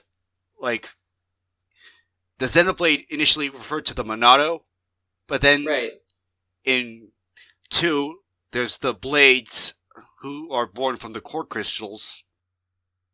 And then there's the blade of X, which is completely different entirely. Mm-hmm. But since it's 1 and 2 that are explicitly connected, I don't know. It's actually pretty interesting where that could lead. Yeah, but at the same time, it might be just the devs wanting to do a wink wink, we connected them, kinda, but like not really. But or yeah, it might be something we'll find out in Xenoblade Chronicles 3 someday. If perhaps. That said, I do very love Alvis, so I wouldn't be against him being fully connected, but at the same time, nothing is fully explained. So why I didn't don't we want get him as DLC as a blade? as long as Alvis is not, Oh man. as long as Alvis is definitely not Zanza's blade. He already has his. To be honest, if he appeared as DLC in Xenoblade 2, I would probably die because he's my husbando. But yeah. Okay. Man, who has a husbando from a Xenoblade game? That's weird. So, alright, I think that covers pretty much everything we had. Did you guys have anything else you wanted to add, or should we close here? I guess we have enough time right now. I mean, I'm kind of surprised. Well, no, let's let I'm rush kind it. of surprised you guys didn't go into Cosmos and Telos more as their blader. Well, it's because they're not really. They're not really changed. They're not really. No, it's just they're not really part of Xenoblade 2's big story. They're more like cameos. Yeah. So we went more into the ones that were unique to this game and had a big story, while like Cosmos and Telos would just be like, "Oh, hi, they're here," and And we completely skipped out on the DLC characters, but never mind. Well, my goal with this was... Sorry, go ahead, Jin. Well, this might be what you were about to say, but this is all about Blade and driver relationships. Yeah. And the sad thing about Cosmos and Telos, even if they did have more to them, they don't really have too much that connects them with the party, with their drivers. Yeah, they're like it's like a playable unit that you can associate to anyone, so they don't exactly have a relationship that's up front like some of the others. Now, exactly, like maybe if Cosmos and Estelle got a little bit more, if they were Blade and drivers, yes, that would have been great. But like other than that, I don't really think Cosmos really applies to this particular topic. Yeah. My goal with composing this was mostly trying to focus on things that help us get at the nature of the Blade driver relationship, because that's so central to the game. So even though there are plenty of Blades I like, and plenty of Blades where it's just like, yeah, they're kind of fun, if they didn't have any sort of interaction that was key to their relationship, that like helped us get at what is going on between a Blade and a driver, I didn't include them, because it was just like there had to be some level of uniqueness or something where it's like, here's where this is introduced. Yeah. So I think that's gonna be pretty much it. Yeah, it looks like it. Yeah, I mean, well, does there anybody else have anything they want to add before we wrap up? I don't think so. I think we covered quite a bit. Robin? No, Justin? I have nothing. All right. Then I guess we are good to wrap things up. All right. This was really fun. Kind conversation we had today. Mm-hmm. So let's wrap things up like usual. Kind of go around, and if there's anything you want to plug, either something you're working on or something as easily as what game you're playing right now, let's go ahead. Justin, you start us off. So I've been playing a lot of stuff lately. I mean, I recently finished Shadow Hearts Covenant. That was a lot of fun. And I'm going to be finishing Fatal Frame 3 soon. And I've been going back into the East series and giving that a second shot. Because I'll be honest, the first time I played East, I played Ultimate Felghana, and I didn't care for it. And then I recently decided to give the series another chance. I finished that game, and then I ended up liking it. I ended up finishing Ys 6 Arkham Nepishtim, and then I just finished Ys Origin Unica's Route. So yeah, I've been kind of going through all the East games, or as many as I can get through, so I can work my way up to East 9, which is coming out soon. Yeah, I'm so happy you got back to that. It almost it feels it's like been a fun ride so Ys far. is slowly taking over XenoChat, because I know there's several people now that are like huge. It's probably Ys my fans. fault I keep spreading the news about these. Yeah, so I've been playing that, and as far as things I'm working on, I have a feature coming out that is the top 5 games I played in 2020, so be on the lookout for that on Operation Rainfall. And I'm also working on a couple of reviews as well. Those should be coming out soon. I've been kind of falling behind on those, but I'm going to try and get those out as soon as I can. Otherwise, that's everything going on with me. Nice. Okay, Mary, what's going on with you? I'm addicted to Genshin Impact. Just a little Which addicted. Just a little. What? Well, I play on PS4, but I mean, it doesn't really matter because it's all the same game. But yeah, I'm addicted, but also I play with friends too, so it kind of amplifies the whole, oh, I can play with my friends! And it's still a pandemic, and I cannot see them, so it's a way of doing something with them, so I'm really addicted, and also there's too many pretty husbandos, and I'm dying, but it's okay. That said, my backlog of games is staring at me and being like, so, when are you coming back? I'm like, but, yeah, that said, I am very excited for East 9, that's coming very soon. I did try the demo, and it was, like, really smooth and amazing, and I'm like, I cannot wait to play this game. Like, that game, when it comes out, I will not be able to hold off. Like, I'll have to jump right into it. That's it. Oh, all right. How about you, Robin? So I've been playing Chrono Cross. Oh yeah. And I'm almost done with it. I just have one more boss to defeat. And then I get to figure out if I should play Legend of the Gaia or Star Ocean, the second story. I was gonna advertise another podcast, but then I was like, wait, that's probably uncouth. What was it? Retrograde? It was not retrograde. That's why it's uncouth. Oh, well, no. Go ahead. Go ahead. It is on the Greenlit. Plug whatever you want. Yeah, I've. If you enjoy the Xeno games, you probably might be familiar with a thing called Bible, and if you're like me and you hate reading the Bible or anything written like it, you can listen to Apocryphals, and they'll read it for you. You don't have to, and they'll explain it so you don't have to decipher the dumb garbage language. It's wonderful. You should all listen to that.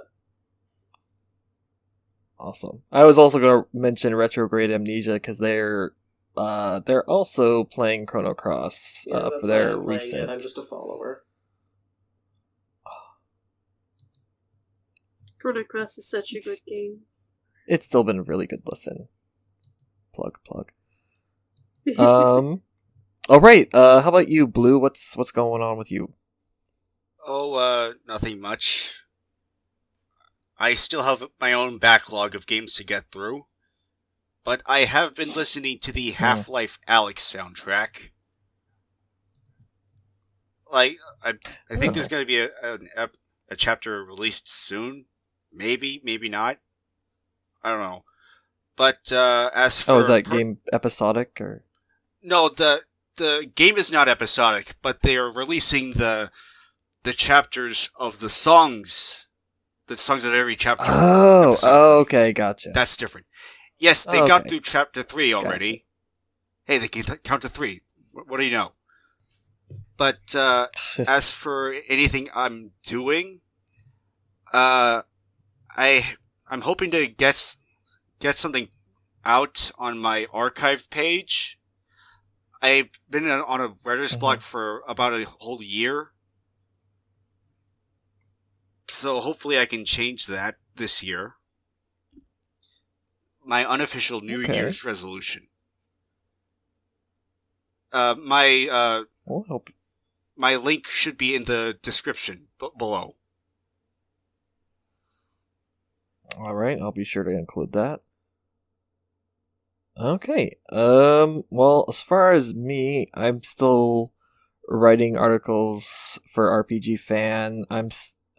We recorded our first episode of Baten Kaitos playthrough, and next week I gotta record the second one, but that means I gotta finish Baten Kaitos by Friday, and I don't know if I will, but by the time this comes out, you guys will find out if I did or not.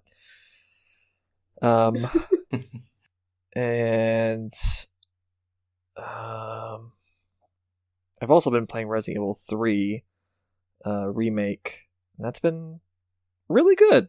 Like, I was skeptical because Resident Evil 3 is like one of my favorite like original Resident Evil games.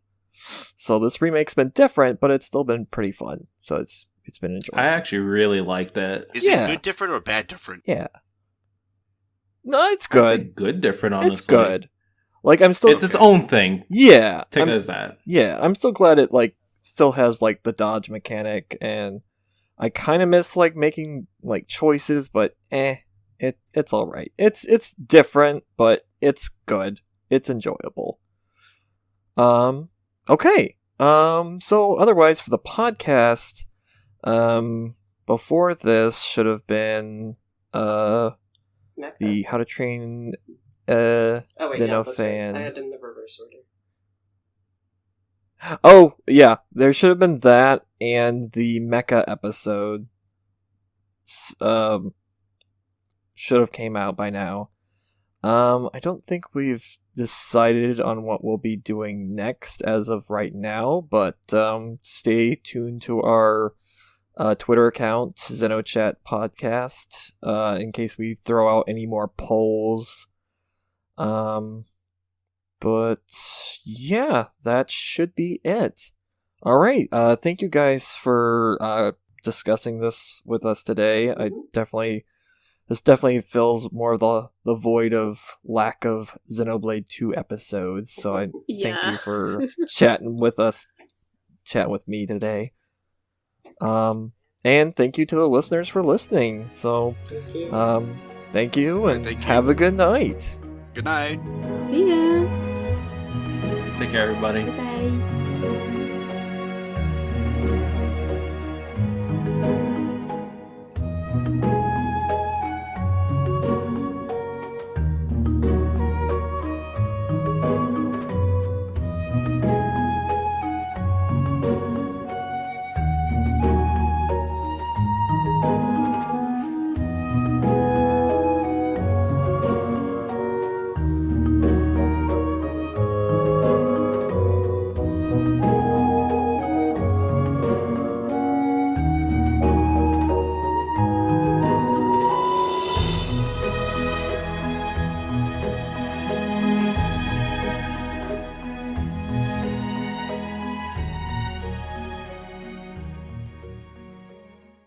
Save the game?